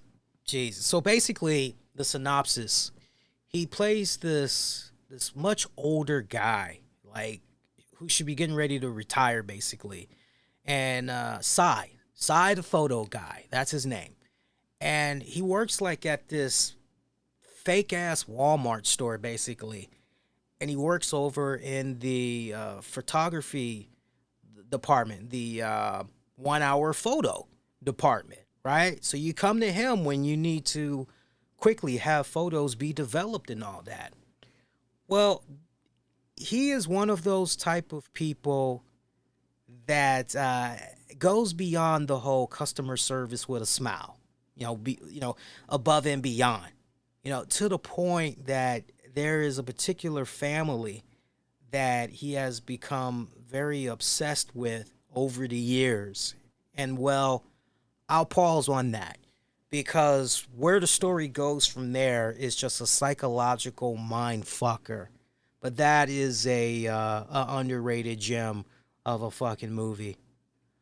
I'll tell you something that sounds pretty underrated. It looks like it only had a total theatrical take-in of about $120,000. Amy's Orgasm. I wonder where it fucked up with that kind of a title. You would have thought instant fucking hit, yeah? Oh, good God.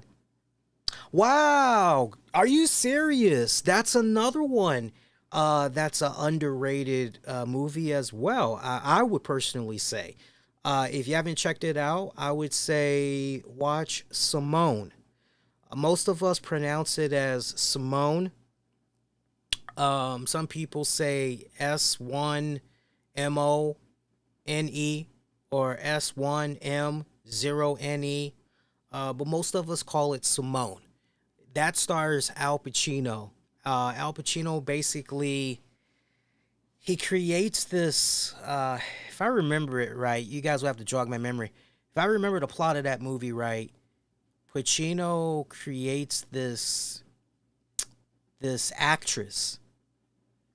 And, so many people feel that, she's real and all this other shit. But there's skepticism that's out there that this person is fake. And basically the way that he is about presenting this actress, he's brilliantly able to do it. If I remember correctly, it's not a robot. Everything is just a simulation. It turns out. So that was a really good movie. One of those rare movies too, where you get to see Pacino. They say comedy. It definitely was not a drama. It wasn't a thriller. It is comedy. But comedy sounds too strong of a word. You know what I mean? I mean, sure, there's a couple of scenes in there where you go, ha and all that. It feels more like a love story, if I were to be honest with you guys. Those of you that saw that movie, I think you would agree with me on that one. Let's see. What else we got here? See, I'm looking at the rest of the card. Invincible. Why does Invincible sound familiar? Jog my memory on that one. Invincible. Let's see. Alright, Biggie and Tupac. Stephen King's It was in 2002?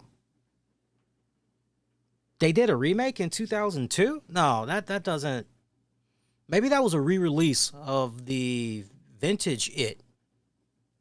That doesn't sound right. Yeah, because there was a Stephen King It that came out about, 5 years ago almost? Maybe this was a re-release. I'm not going to say that's a hidden gem.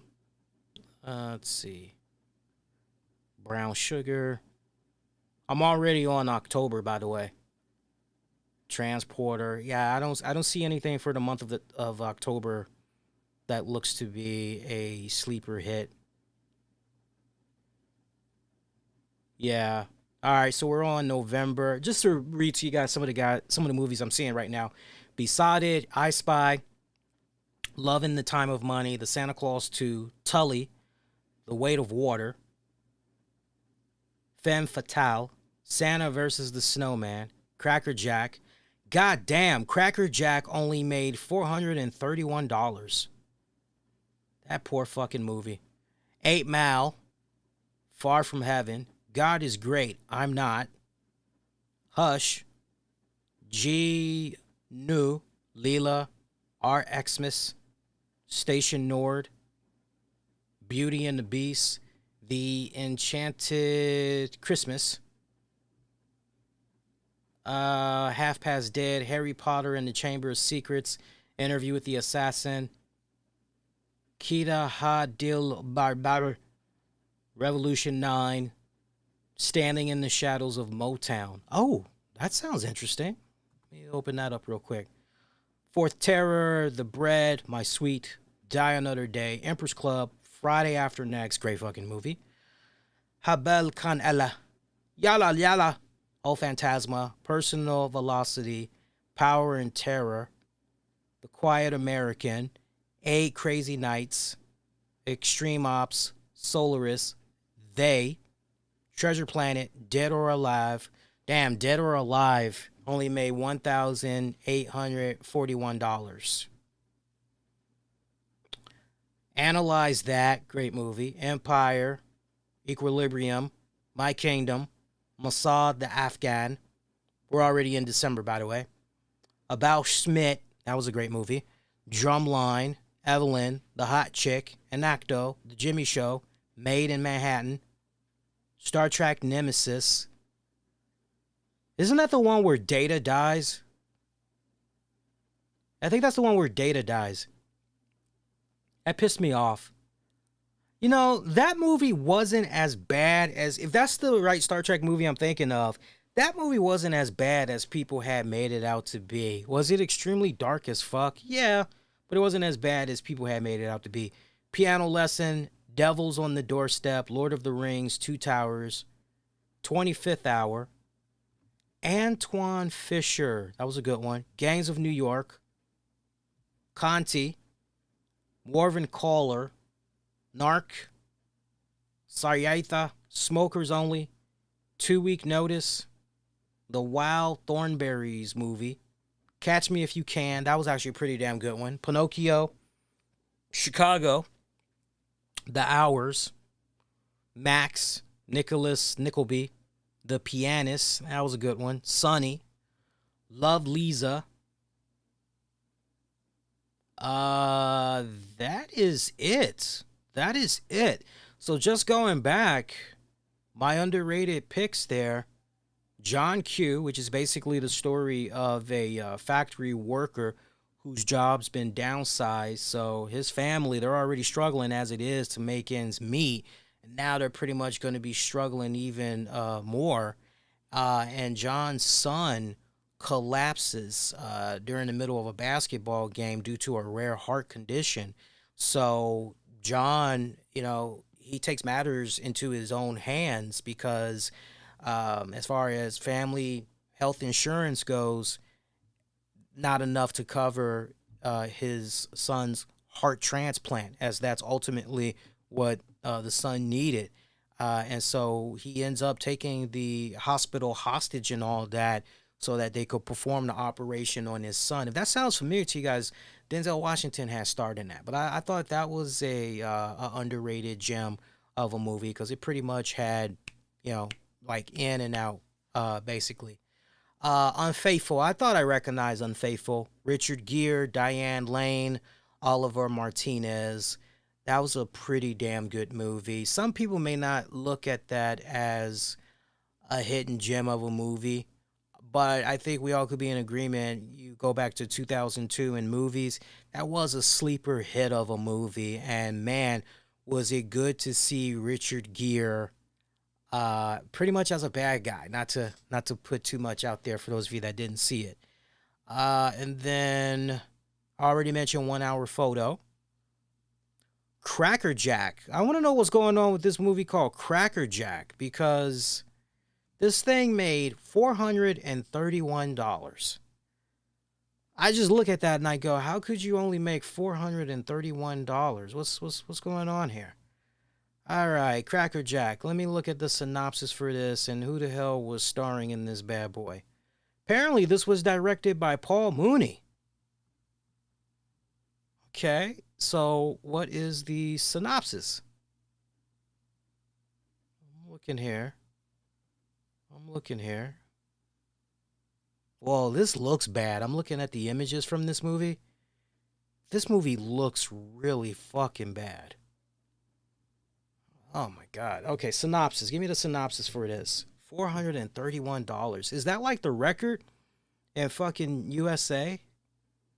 All right, plot summary. Here we go. When dwindling membership and increasing overheads makes a local bowling club and prime candidate for a takeover, it's all hands on deck to save the club in what turns into an epic battle where young meets old, greed meets good, and people rise to the occasion in extraordinary circumstances. Yeah, that might sound good, but when you look at some of the images for this movie, it looks pretty fucking bad. Lord have mercy. Tam Fam with the image there in the chat from somebody having an orgasm over that fatal four-way for the IWGP Heavyweight Championship. Person on Twitter, I'll omit their handle. With a McMahon in every corner, Linda joins Okada since coins falling represents trickle-down economics. What the fuck does that even mean? I'm sorry, that one kind of went over my head there. Dead or Alive only made $1,841.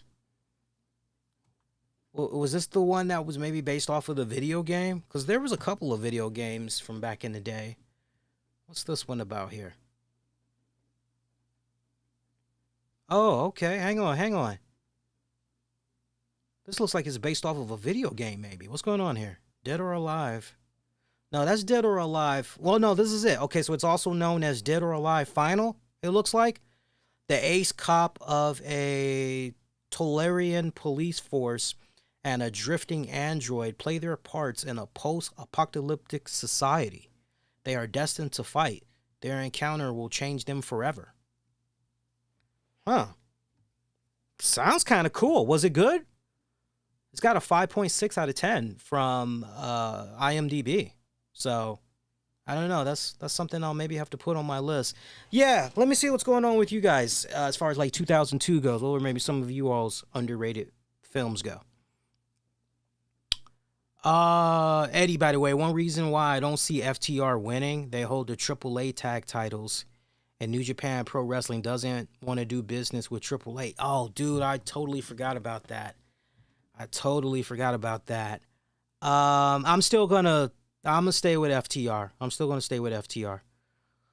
Maurice, underrated movies of 2002. Really? You feel that Lilo and Stitch was underrated, Maurice? Treasure Planet. Okay, so are you looking at those two for your underrated? Or I don't think Lilo and Stitch went underrated. I remember seeing it, and I remember there was a lot of toys. So that blue thing, I guess that one was Stitch or whatever. There's a lot of fucking joints that was running around there. Yeah, Lilo and Stitch. Yeah, it was definitely a good movie. Let's see, anything else going on wrestling news-wise before we get ready to call it here. By the way, so you guys know, I'm currently updating the website, rcwrshow.com. So true story, and I did not know this, but apparently the website had went dead for about 3 months. I wasn't even aware of it until I went to go do some back-end stuff. So I had tried to get in contact with the server people, let them know, hey, what the hell's going on here? And so long story short, all the content, all the editorial pieces that I ever wrote and, since like 2012. All gone, right? I didn't feel too deflated though over it, honestly. So I'm working on the new website, and I'll be plugging that a little bit more in the coming weeks. But if you guys maybe want to get a little bit of a sneak preview, you can actually look at it right now before I get ready to put it in construction mode, under construction mode. But going to be adding some nice little new features to that soon and all that. I'm looking to see if there's anything as far as wrestling news related stuff goes.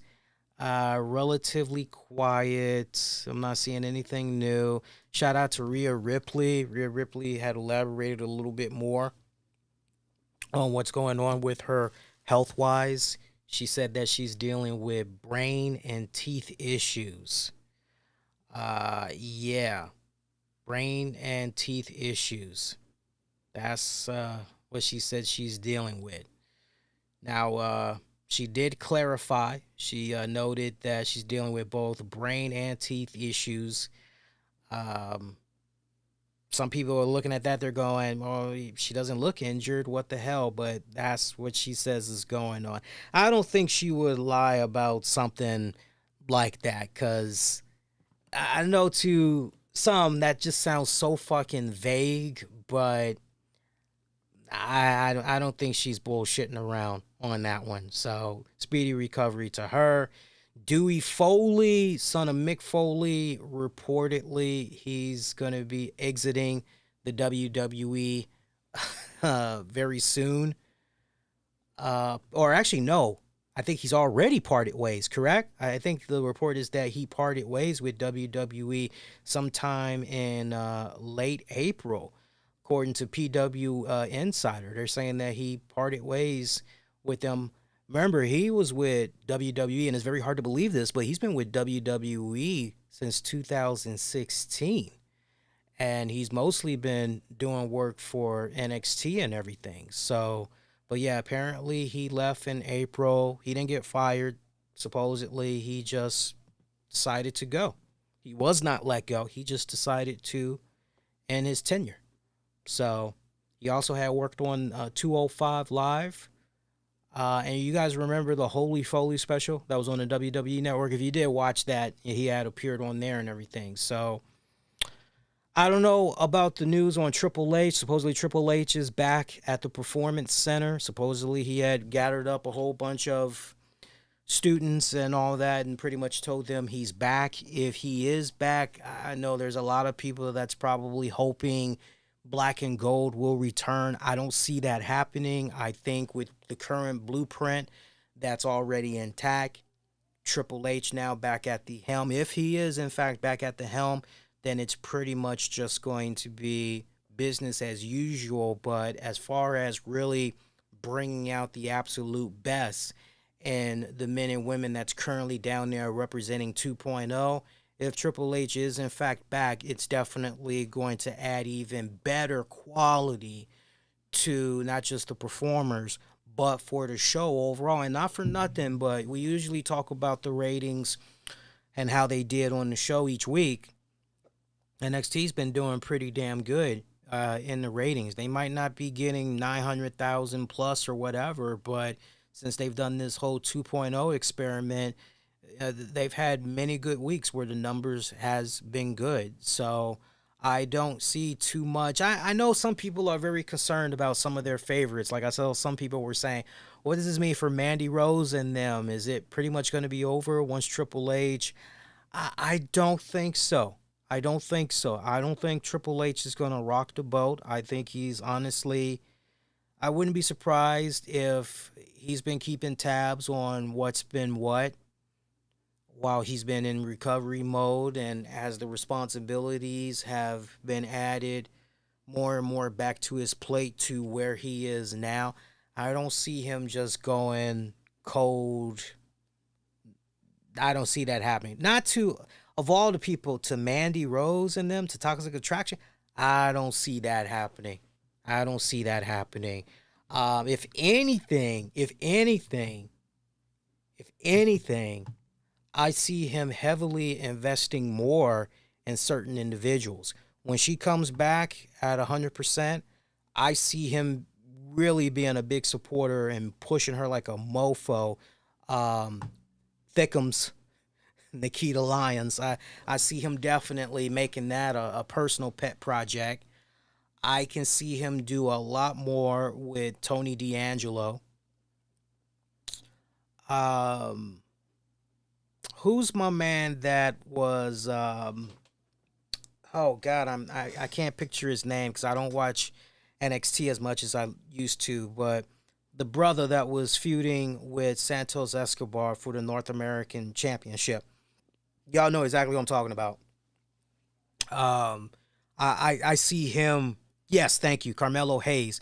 I see Triple H definitely doubling down on that dude a lot more. I would have to look at an episode of NXT to go, okay, this one. But just off the break, just some of the faces that I remember the last time I watched it, those are the ones just off the break that, you know what, I see him doing something for sure with these cats. Oh, the Uso 3, I definitely see him doing something with Uso 3, whether some of us like it or not. I see him doing something with Uso 3. People, I would say, caution, Lash Legend. Lash Legend, unless she's gotten better, you all can tell me. But the last time I had saw, which was maybe almost 3 months ago, I wasn't quite feeling what I was seeing with Lash Legend. Unless she's improved, I would not be surprised if he maybe scaled back on her. What's my man? Right as Might. He's probably changed his theme song. Y'all know what I'm talking about. Look like a damn caveman. They probably might back off on him a little bit unless he's been doing something. Von Wagner. Yeah, what's going on with Von Wagner? Has he gotten better? Is he the same? You know, does he have more personality? Has his matches gotten better? He's the same. That's probably another one. Triple H will kind of go, let's scale back. I'll give you guys one more. Who's that tag team? The Country Boys. They come off like maybe they should be partnered up there with fucking Toby Keith or something. Yeah, Brooks Jensen and Josh Briggs. Have they gotten better? Have they improved at all? Because last I saw, their personalities were bland as fuck, much like their promos. Okay, so their in ring work has gotten better. Their in ring work has gotten better, Eddie. It's just the personalities they got to work on. Their personality. Okay, so maybe their personalities must have gotten good since last I had watched it. Okay, all right. Okay, cool. So I'll definitely watch an episode of NXT. I'll probably check out something this weekend just so I can elaborate more, double down on some of the stuff that I just mentioned to you guys. Matter of fact, talking about NXT, their ratings are up for this week. To my point, their ratings are up. I'm looking at it right now, and looks like they did about 637,000 viewers for this past Tuesday. That's an increase by about a little over 20% because the previous week they did 612,000 viewers. So that's pretty good for them. Number 7 for the night in cable originals on TV. That's actually pretty damn good for them. That's pretty damn good for them. So not too shabby. Yeah, but for the most part, it's going to be business as usual. I definitely feel. Tammy Sitch's lawyer in the Tammy Sitch update. She's no longer with a lawyer as the lawyer basically asked to be removed from representing her and everything. He pretty much had said, look, layman's terms, we can't agree on certain things. There's a certain way I want to go about representing her and, going about ultimately, heading the trial and everything. Certain things that I've required for her to do, and she's doing the exact opposite. So we're at an impasse, and I can't deal with this, right? That's basically it in a nutshell. Stephen Delarchi, Stephen Delarchi. Yeah, he put in a withdrawal as legal representation of Tammy Sitch. So it's going to be interesting to see what happens. But update, the judge in the case, according to PW Insider, has moved the hearing to June 30th. Originally, I'm trying to see when. So the date is the same. It was just a case where originally it was going to go down in the morning. Now it's going to go down later in the afternoon. So this guy that was her lawyer asked to be removed. It looks like he put in the motion to be removed on June 16th. So just last week. This type of stuff, it happens all the time. Your lawyer expects for you to do certain things. And I wouldn't be surprised if you and me, we all could be here all night. Look, we don't watch, we don't practice law, some of us. But we know enough by watching Law and Order, Perry Mason, Matlock, and all that, that when the lawyer says to you, hey, look, I bet you the lawyer said, don't do this stupid shit on social media, okay? Don't do that. You're just going to keep digging a ditch. We're going to be put in a position where we're going to have a much harder time getting out of it, explaining. Just keep your mouth shut, right? So little shit like that. I'm sure the bullshit with OnlyFans, I'm sure that definitely didn't help as well. Now, I don't know how true it is, but there was a report also out there. I don't know where the report was from. Maybe it was from the guys at PW Insider. I'm not sure. But I remember hearing something about Sitch could not pay her lawyer. And as a result of that, it combined with all the other stuff, the lawyer just pretty much was like, well, you can miss me with all this shit. So I don't know how much that rings true, but this type of stuff, it happens a lot, whether some people care to admit it or not. So, yeah, her lawyer was like, deuces, fuck this, I'm out of here, deuces. Poof, pow, I'm gone, bye, bitch. I would love to see a future episode of this particular case be talked about on Investigation Discovery, because they would be the perfect guys for it, honestly. And I would just love to hear them, the lawyer particularly. I would love to, of all the people I would like to hear, the lawyer, I would just love to hear this guy talk about why he decided to step down and everything. I think that would be very, very, very telling. Speedy recovery to AEW's The Bunny. Bunny is out on injury right now. For those of you that maybe missed it, she had made the announcement on Twitter that she is injured right now, but she'll be back once she's all healed up. As far as what exactly is going on with her injury, what exactly was injured, mum is the word right now. Mum is the word right now. We don't know. Don't forget, Ric Flair is going to have his, I believe it's tomorrow, isn't it? Ric Flair is going to be doing his press conference for his last match. That's how he's dubbing it. We'll see what happens, man. We'll see what happens. But there's supposed to be a press conference tomorrow. You can watch it for free, if I'm not mistaken. And I'm actually going on Fight TV right now just to confirm for you guys. Hang on here. Yeah, I'm looking at it right now. It's going down in 13 hours. It's going to happen at 2 p.m. Eastern, and it is free.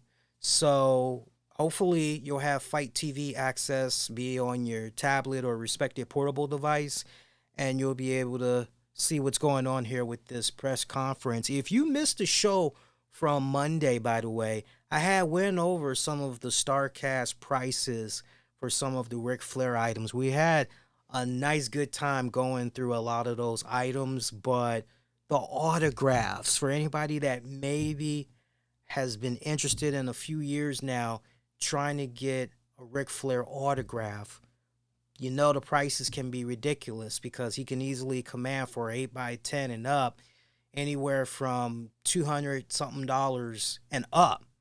Well, right now, he's got some pretty good 8x10s, original ink now. It ain't no case where it's a reprint. It's the real deal. He's offering them at a pretty good discount right now, $100. So you guys may want to go on ahead and act on that, because I'm telling you, he commands a lot. His autograph is an autograph I've been eyeing for some years, but every time I've turned around, it's always been in the triple digits, right? And it's one thing if, it's only $100, $115, $130, but now he has stayed wanting 200 and up for an autograph. So y'all might want to hurry up, get that money together, get that autograph, because you just don't know. You just don't know. Shit can happen, right? It's a nice little investment, good little joint you can show off in your man cave and all that. And if money is tight for you guys, they've got options where you can pretty much get your shit and just pay that shit in a couple of monthly installments. So highly recommend you guys jump on that, because, heaven forbid something happens with Ric Flair a couple of months, then that autograph that was looking pretty good to you and you were able to get it when you were able to get it for a decent price, now you're going to have to pay 5, 6, 7, 8, 10 times the amount of money just to get it. So don't be that person. You know how it is after the fact. Oh, they died? No. Oh, man, let me go on eBay. Or let me go on, I got to represent. I got to get that autograph. And now you're shelling out a pretty fucking penny. I'm proud to say, I've never been in that position where when somebody died and I ended up paying like 5 times the amount versus that's never, ever happened to me before. To the point, I don't know how many of you guys were big fans of WKRP in Cincinnati, but I remember when Howard Hessman had passed away. One of the first things I did, and it was kind of sad because for years I had been wanting to put some type of WKRP reference in the man cave. If you watch the web streams, you'll see how I have the studio set up. I got all kinds of knickknacks all on the wall and stuff. And so I've always wanted to get something WKRP and Cincinnati related. And I just, for whatever reason, ultimate procrastination. Well, finally, and it's sad that it came at the expense of Howard Hessman, Dr. Johnny Fever, passing away. The first thing I had did once I found out the news, I went on eBay and I had ordered this poster. And I actually had showed the poster off. I can't remember what episode it was, but you'll be seeing it hanging up on the wall in the coming weeks, I promise you. But the eBay seller I had bought it from, he actually messaged me. And he was saying to me, hey, Lee, just bear with me. One of my guys is sick, and he's the main go-to guy for printing all of our stuff at the factory. He's out sick right now, so just give me an extra day or two.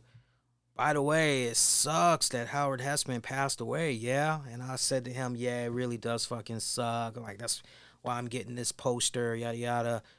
Dude could have easily charged me an arm and a leg. He did not. He charged me a damn good price for that poster when I had saw it, because he had it under a buy it now price. I think it was maybe $20, and he could have easily, item no longer available, and then just revise it, but then just say $100, right? He could have easily done that, but he didn't do that. Now, some could make the argument, well, he couldn't do that because he didn't have a fucking autograph of the guy, right? So you could make that argument, but you know how it is when a celebrity dies. Usually the vultures come out and they try to fucking capitalize, and it's a disgusting practice. You get it. It doesn't mean you have to like it, though, right? That's why there's some cats I fuck with where when a wrestling celebrity dies, they don't be so... If anything, they'll say, hey, look, it's unfortunate this person passed. If you guys weren't aware, we've had like a ton of merchandise of this person at our store. Feel free to check it out if you're trying to represent and all that. We're not going to jack the prices up, so have at it. I can get behind that. But you guys know there are those that will... God, remember when Roddy Piper died? Oh, my God. For those that don't remember, when Roddy Piper died, every motherfucker wrestling autograph companies you ain't never heard of before just pretty much came from out of nowhere. And they were like, we got Roddy Piper's autograph on this. We got Roddy. It was really bad. It was so bad. You actually had the people that were representing Hot Rod pretty much say, hey, look, we ain't never done business with this company. So anything that they're saying as far as autographs from, no, that's a bold-faced fucking lie. It was quite fucking ugly. I don't know how far back you guys go and remember that, but yeah. Some crazy ass shit. All right, so we got another show in the books. And as far as what's going to be going down next, I don't know if I'm going to do a Forbidden Door post show. It's on a Sunday. I might pipe up. I might pop up. I might do a post show. We'll see how I feel. I know I'll be watching it, though.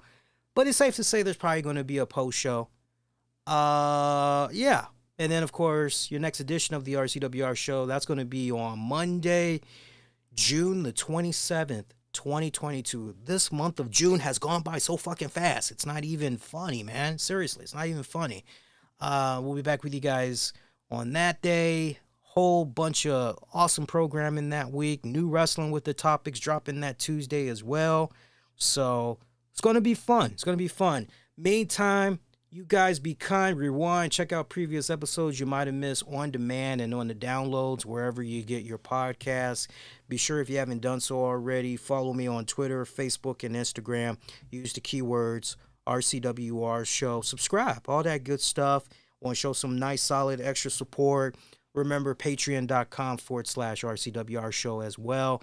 Great hanging out with you guys. Love the interactions. You guys rock. Let's do it again.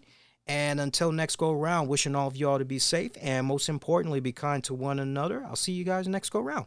Take care.